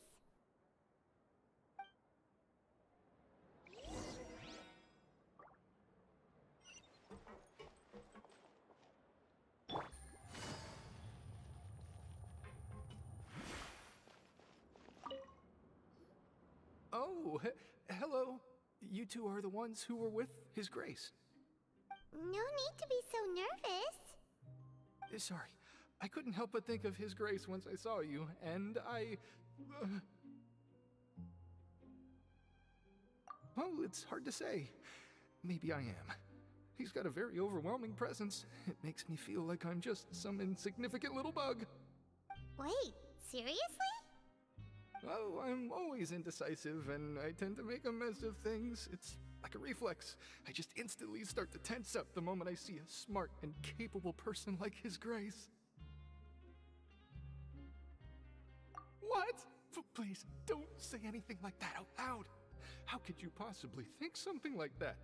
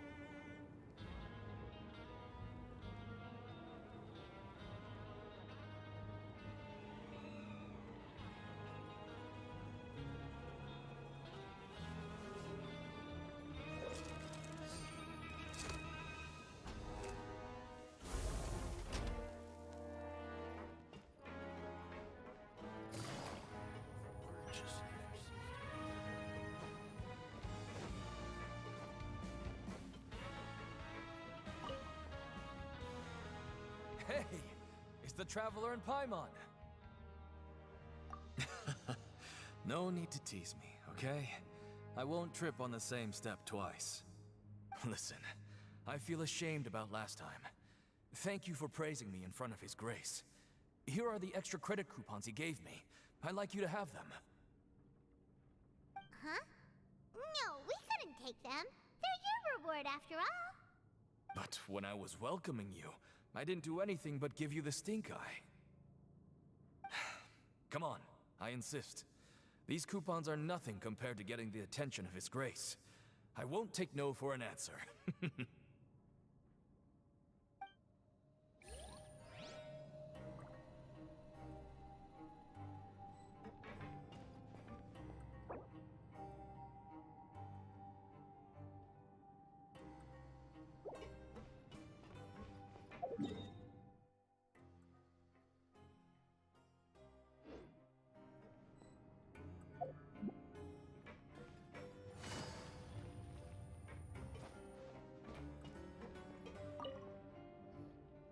Siegewing? Aren't you supposed to be in the infirmary? What are you doing in the production zone? Hello, Traveler. Paimon? Everyone's usually busy around now, and we don't have any patients to look after in the infirmary. I thought I'd come here and enjoy the sight of everyone hard at work. Enjoy? What's there to enjoy here? It's really worth watching. I often stand here and observe everyone. Humans are just so interesting and adorable. I like to watch your expressions while you work. Are you talking about pets or people?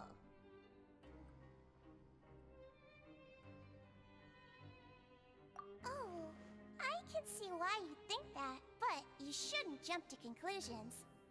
See, we Melazines are a different species, and we see the world very differently from humans. It's very easy for me to observe everyone's condition. All it takes is one look, and I can tell which workers are exhausted. Wait, Melazines can see that? Huh. That does sound useful for being a nurse. Yes, running around tending to everyone's health is very fulfilling. But I'd much prefer it if you're all happy and free from exhaustion and pain in the first place. Take care of your body and make sure you eat well. Always rest when you're tired from work and don't push yourself too hard. We'll definitely take care of ourselves. Thanks for the reminder.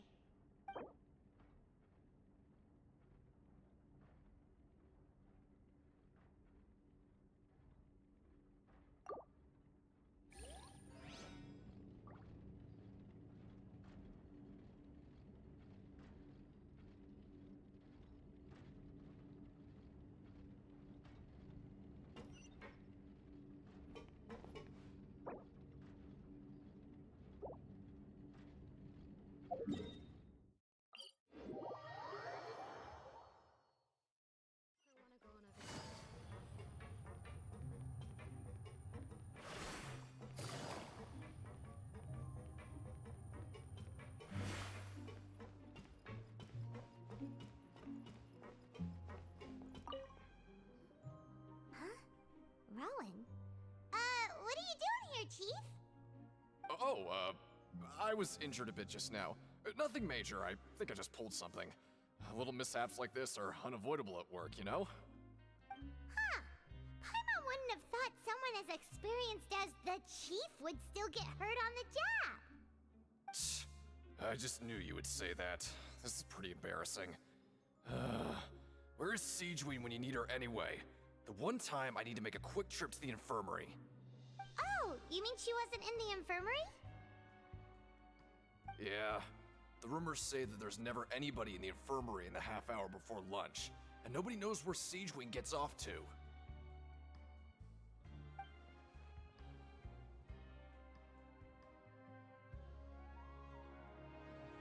Huh. That's actually really strange. Siegewein's always super dedicated to her work. Where else would she possibly go? Forget it. I can take care of a small sprain like this on my own anyway. No need to trouble her.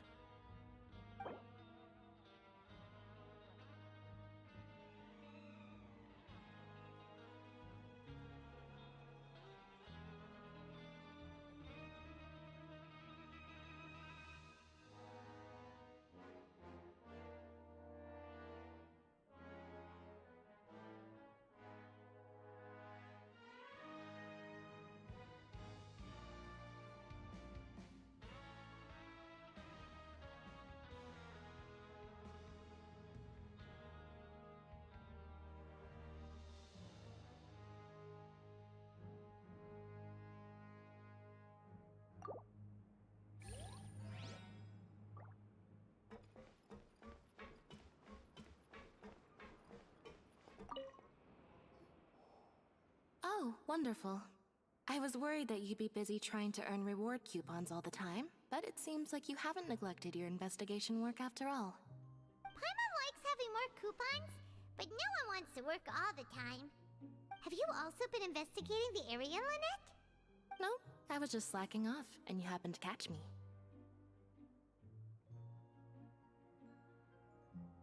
My brother is still obsessed with anything remotely related to the Forbidden Zone. But knowing him, it won't be long before we get more leads. Oh, before I forget, this is for you. Huh? Credit coupons? Why are you giving us these? I've been here longer than you. Coupons aren't a resource in particularly short supply. What is in short supply are interesting people to talk with. Aw, that's so nice of you, Lynette. We'll be sure to make good use of these coupons then. Thanks a bunch!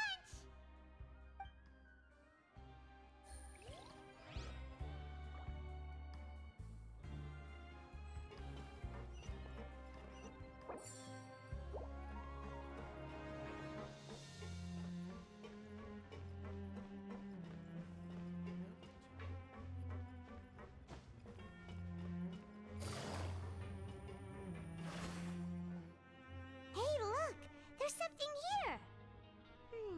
Looks like a research notebook. That suspicious guy peeking into the infirmary just now, are they a fan of Siegewein? He must have dropped this. Let Paimon read it real quick! The Melusine perceive the world very differently from humans. There are significant deviations. As a result, their sense of aesthetics and beauty is also very different from that of humans. This must be taken into consideration when giving gifts. Ooh, this all sounds pretty serious. He sure did his homework.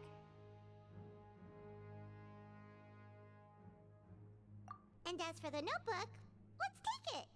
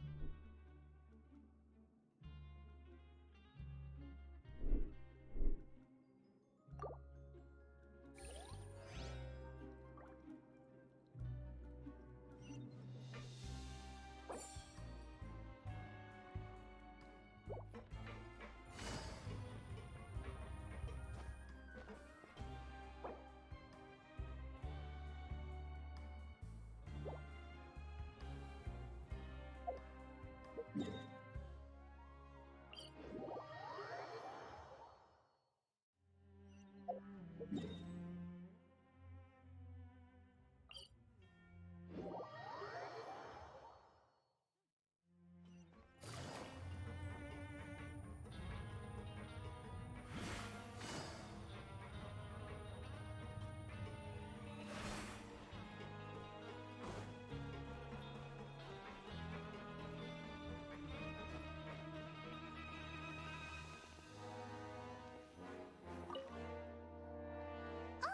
you want to stop investigating and go rest?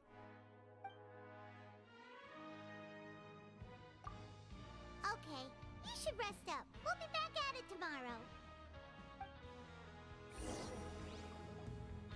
So after working a few days straight, we got some strange meat in our lunch. What was that all about? Has our investigation turned up anything useful recently? Really? Then it looks like that part of the investigation has hit a dead end. Well, we'll keep searching for more clues tomorrow. Good night, Traveler.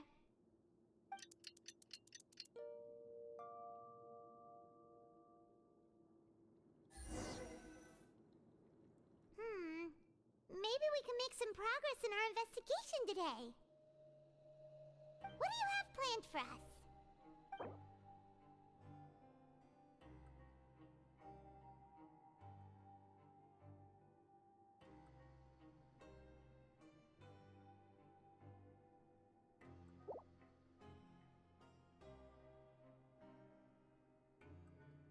After working here so long, we're really starting to get the hang of it.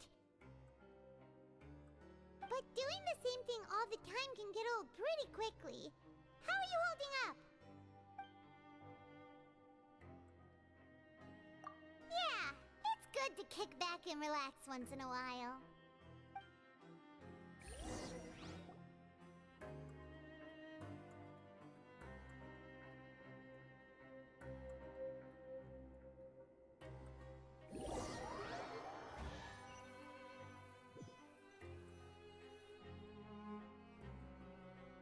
What is this garbage?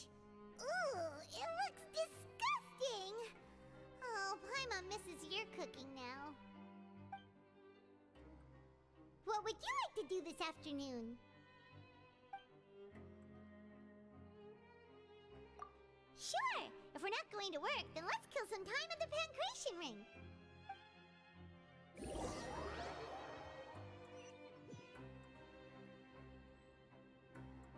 Oh, back for another try? I hope you brought enough credit coupons this time.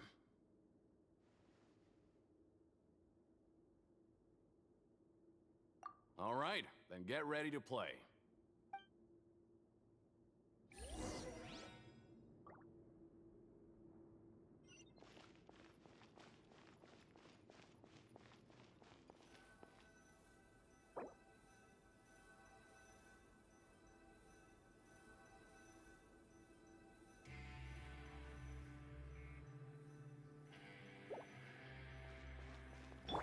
Okay, do your best to hit the targets, just like Colin said!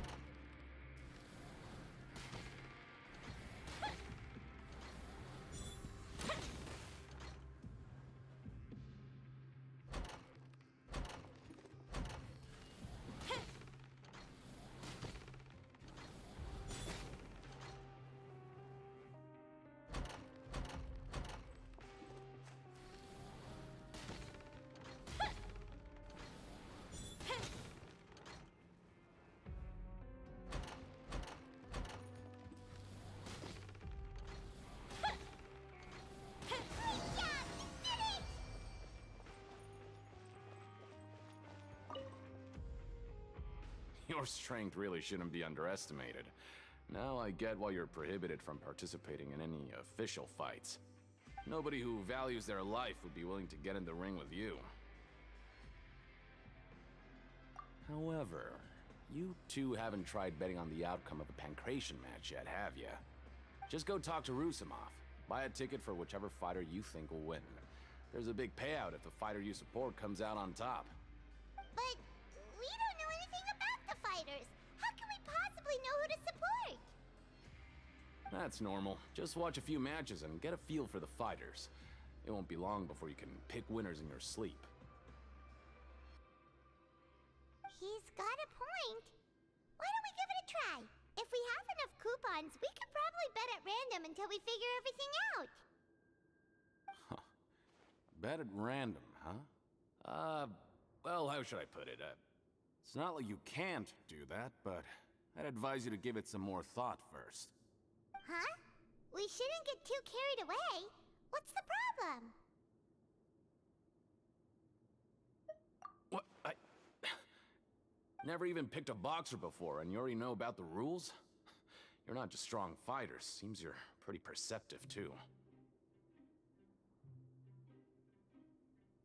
Might as well tell you about it, since you already know that much. Plus, I think you've got the potential to be one of my greatest customers. I think I can let you in a bid. Besides, I don't want to risk ever losing a customer like you.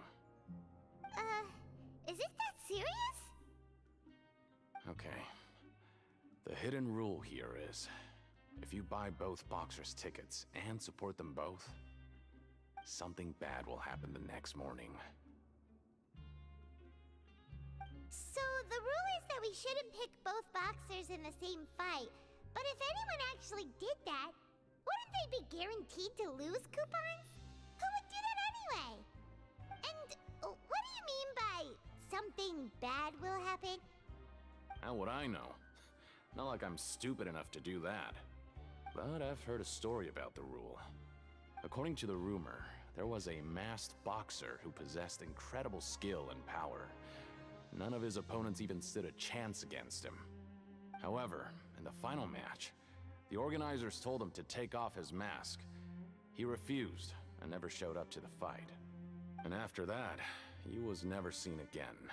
Some say he died, or that he was taken care of by the event's organizers. But everyone remembers that he was someone who cherished honor above all else. In his eyes, supporting both boxers in a match would dishonor the competition itself. So you mean it's like a curse? He'll take vengeance on anyone who does that?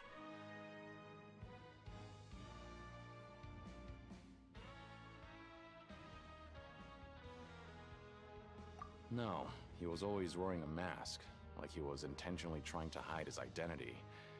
I don't even know anything about his past. Traveler, do you think that boxer was...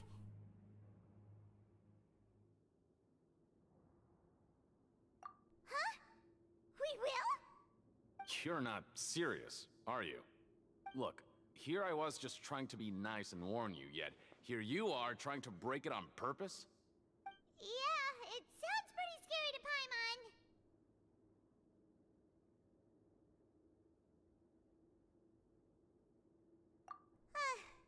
Seems you've made up your mind. Just be sure to protect Paimon, okay? Betting on both fighters will set you back about 3,000 credit coupons. If you have enough, then go ahead and give it a try. Just don't come running back to me if something happens. Seems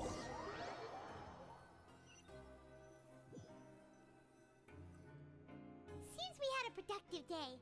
Hope we can make even more progress tomorrow.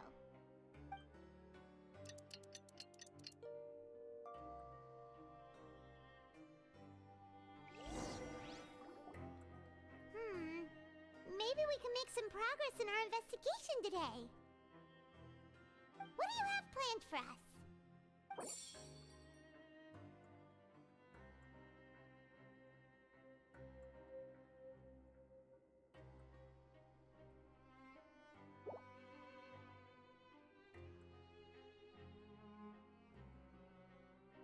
After working here so long, we're really starting to get the hang of it.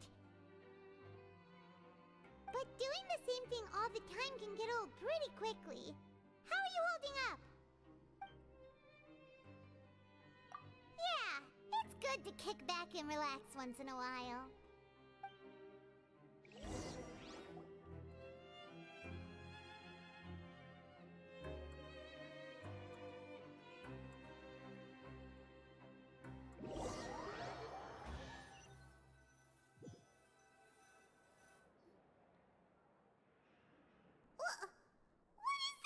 garbage. Ooh, it looks disgusting. Oh, Paimon misses your cooking now. What would you like to do this afternoon?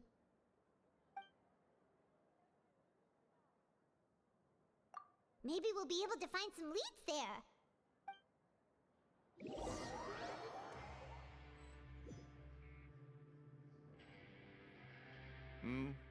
Are you two here to buy tickets?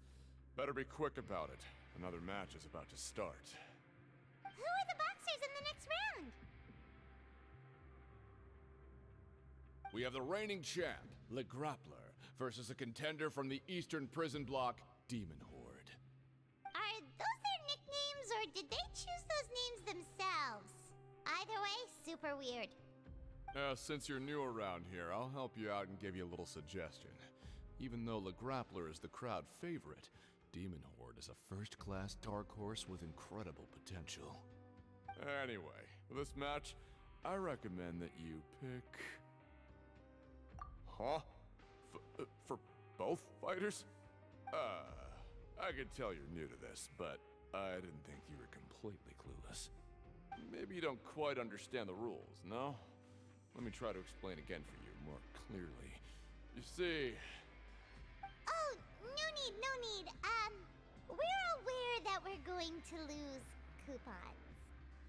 Alright then, if you're absolutely sure.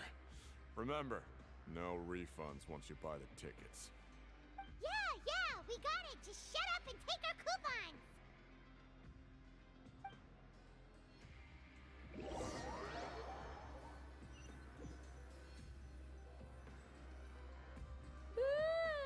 We woke up so early today that Paimon's been nodding off all afternoon. Good thing it's finally time for bed.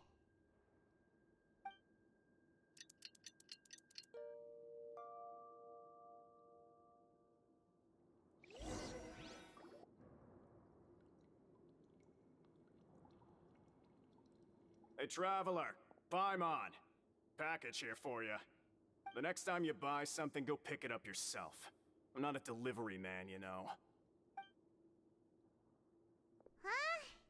A package? For us? Did you buy something, Traveler? Paimon's not quite awake yet, so why don't you go take a look? All right! Yesterday we broke the hidden rule and bought tickets for both boxers. Oh, maybe this package is the bad thing that Colin said would happen. Paimon suddenly feels wide awake. Wait, maybe let Paimon go hide somewhere first. Just call Paimon after you opened it. Hey, wait! Paimon's still here! Don't open it!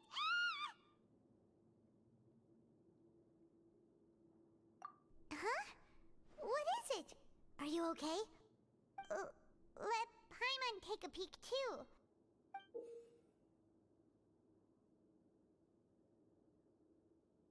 Oh, it's just a small bottle. But the color of the liquid inside looks so wrong. Almost like... Alright, that's enough of that. No need to say it out loud. Paimon already knows what you're trying to say. Ugh! No way! Get that stuff away from Paimon! Paimon thinks we shouldn't open the bottle until we figured out what's going on.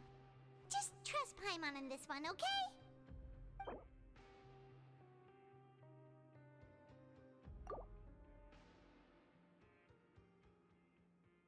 What do you have planned for us?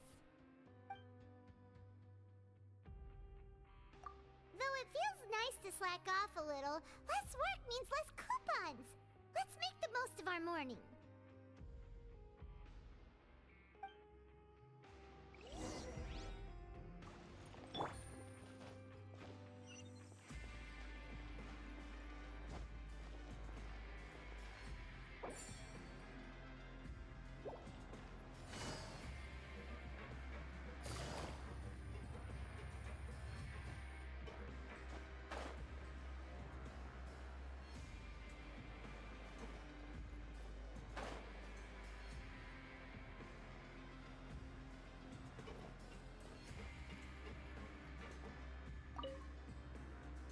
If there's no way to send it all out, then maybe I'll never get a chance to leave.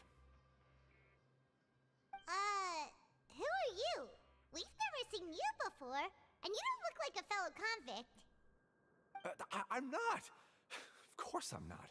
Please, don't mistake me for a criminal. I'm a good, law-abiding citizen. Then what are you doing here? You sure seem anxious about something. I'm a promoter for Fontico, and I'm usually responsible for promoting our drink products. I thought I could complete my task here quickly and return to headquarters, but I've been here way longer than I anticipated. Oh, a promoter from Fontico? So what kind of problem did you run into? I'm so upset. It's all because of that Duke. After discussing the company's promotional plans with him, he told me outright that my project was worthless. However, in light of our long history of successful collaboration, I still tried to patiently explain the details. However, to my surprise, he just cut me off while I was speaking. Let me take a moment and recall his exact words. I'm just gonna stop you there and say no. If anything, I'm saving you time. It seems you don't fully understand the value of credit coupons here, nor do you understand the value of your own products.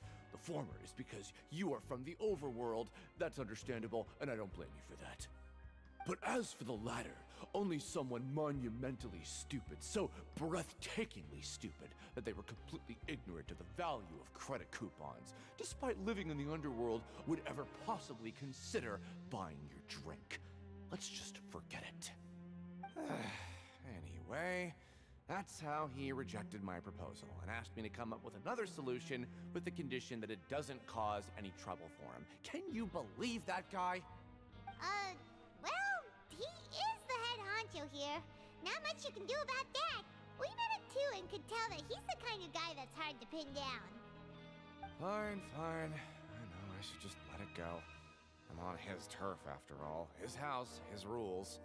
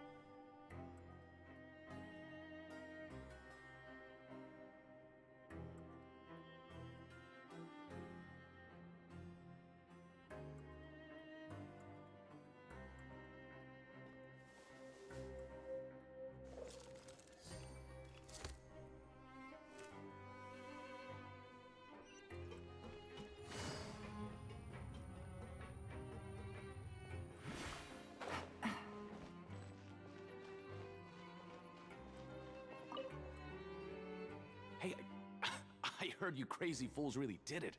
You bought tickets to support both fighters, didn't ya?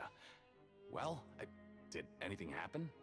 Well, the next day we received a mysterious package, but we still haven't made any sense of the contents. So it is real. You didn't become cursed or anything like that, did ya? Are you both still okay? Wait. Are you sure that it's still you controlling your bodies right now? Paimon's not sure. What do you think, Traveler? Is Paimon still Paimon?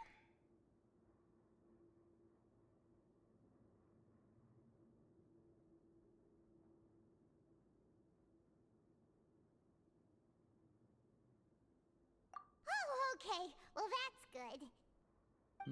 Yeah, you two don't seem to have changed at all. But I wouldn't let your guard down just yet. Still, I didn't expect you would actually do it. You'd actually throw away coupons like that just to satisfy your curiosity? Even if we bought tickets like everybody else, it's not like we could hope to earn any coupons. When it comes to things like this, it's always the organizer who makes the real profits. Hey, just what are you trying to imply? The Pancration Ring is an honest business, and we really don't make much from selling tickets. We make so little that even the current tournaments can only be held thanks to funding from the producer of Fanta. Oh, so it's the company that manufactures Fanta sponsoring the events? Paimon thought all of this was thanks to the Duke's support. Let's just say it's a mutually beneficial arrangement.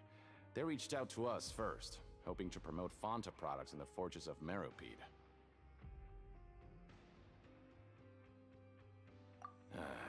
Anyway, you try and take extra good care of yourselves these next few days, you hear?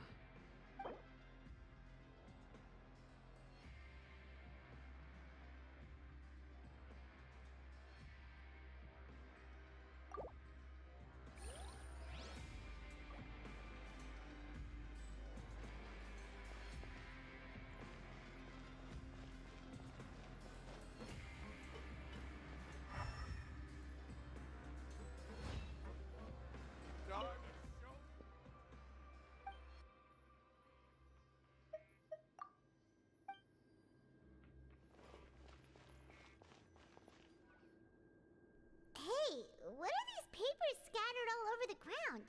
Are they registration forms or something? Maybe not. Every page has the Fontaco symbol on it. Maybe it's some flyers from the company.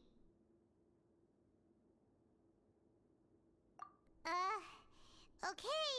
But if someone catches us, they could accuse us of trying to steal the company's secrets, couldn't they?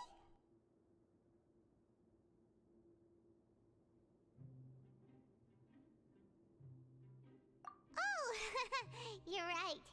Guess there's nothing to worry about then. Let Paimon have a look here. Without assistance from the Fontaine Research Institute, development of the new product has been slow, and some researchers on the project have voiced concerns. We have no choice but to let the new product undergo the first phase of promotional trials without a designated name or packaging.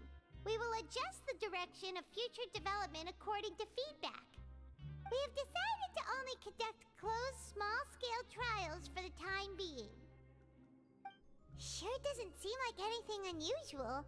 The company is just trying to develop some new products besides Fanta. But it sounds like things aren't going well at all. Let's put these papers back where we found them and make it look like nobody went through them. Okay, good.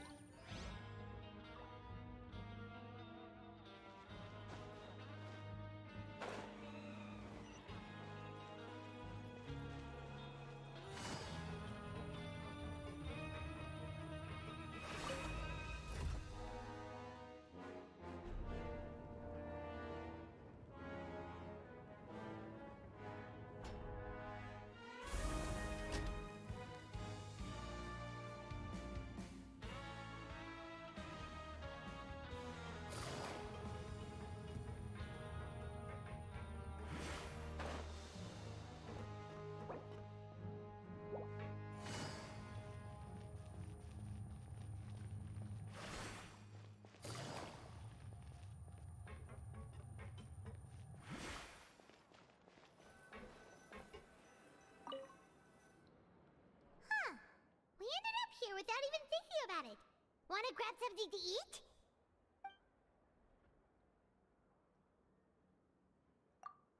Alright, but remember that we bought this time with coupons, so let's make better use of it next time.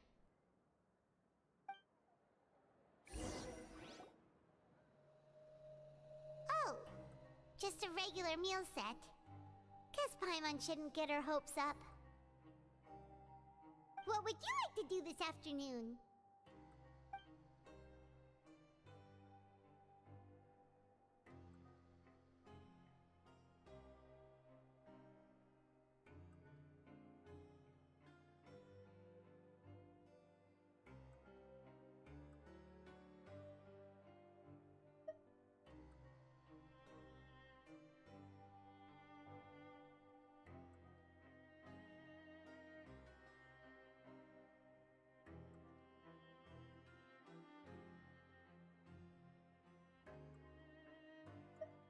After working here so long, we're really starting to get the hang of it. But doing the same thing all the time can get old pretty quickly. How are you holding up? Yeah, it's good to kick back and relax once in a while.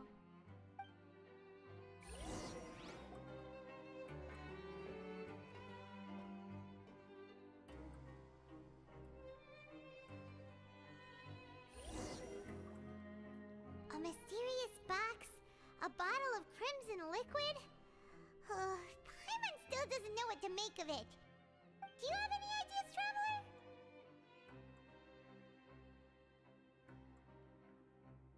Really? Then it looks like that part of the investigation led us nowhere. Well, maybe we'll have better luck tomorrow. Good night, Traveler.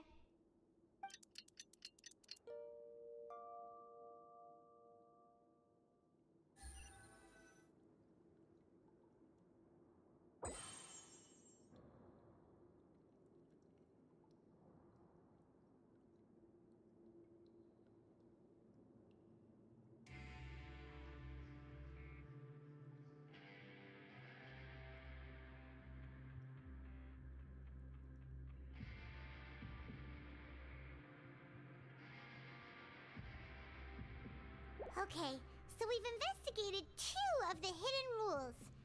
Paimon didn't think this prison would have so many weird things going on. We'd better pick up the pace with our investigation, otherwise we'll never get anywhere.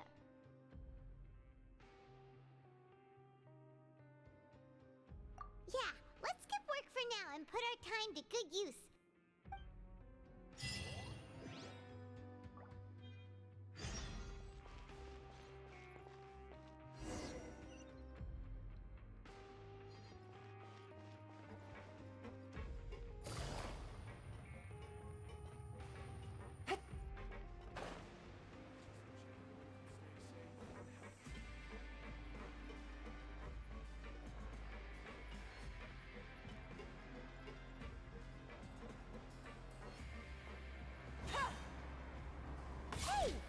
Vidoc over there?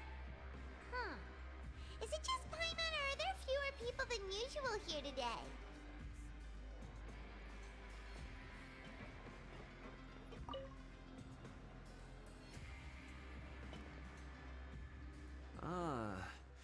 Seeing you at this time must mean you've already saved up a lot of credit coupons.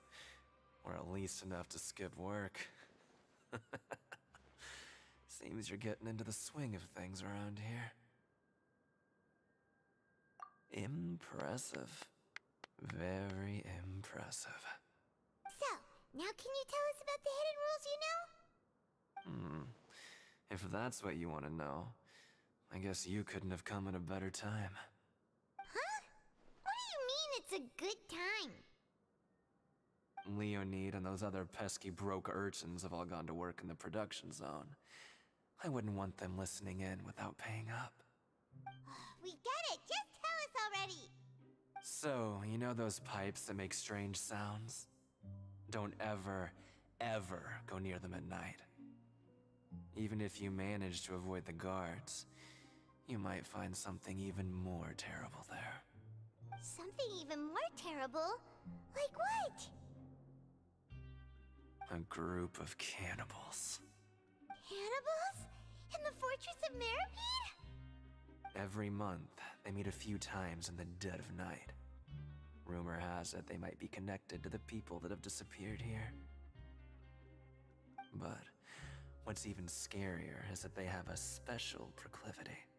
Since they have no way to dispose of the leftover remains, they have ways to transform them into other forms and keep them in the fortress forever.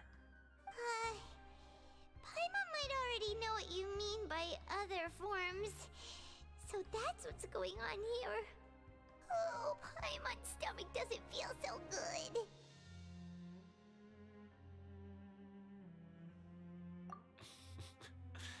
You two look pretty skeptical.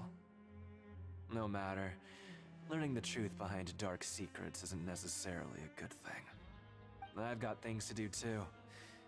I suggest you just act like I never told you anything. Traveler, can we just trust him on this one? Oh, Paimon doesn't want her blood and flesh entombed here for all eternity?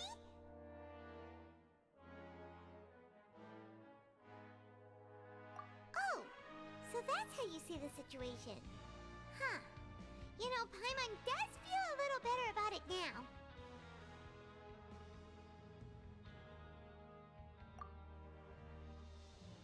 When will all the secrets end?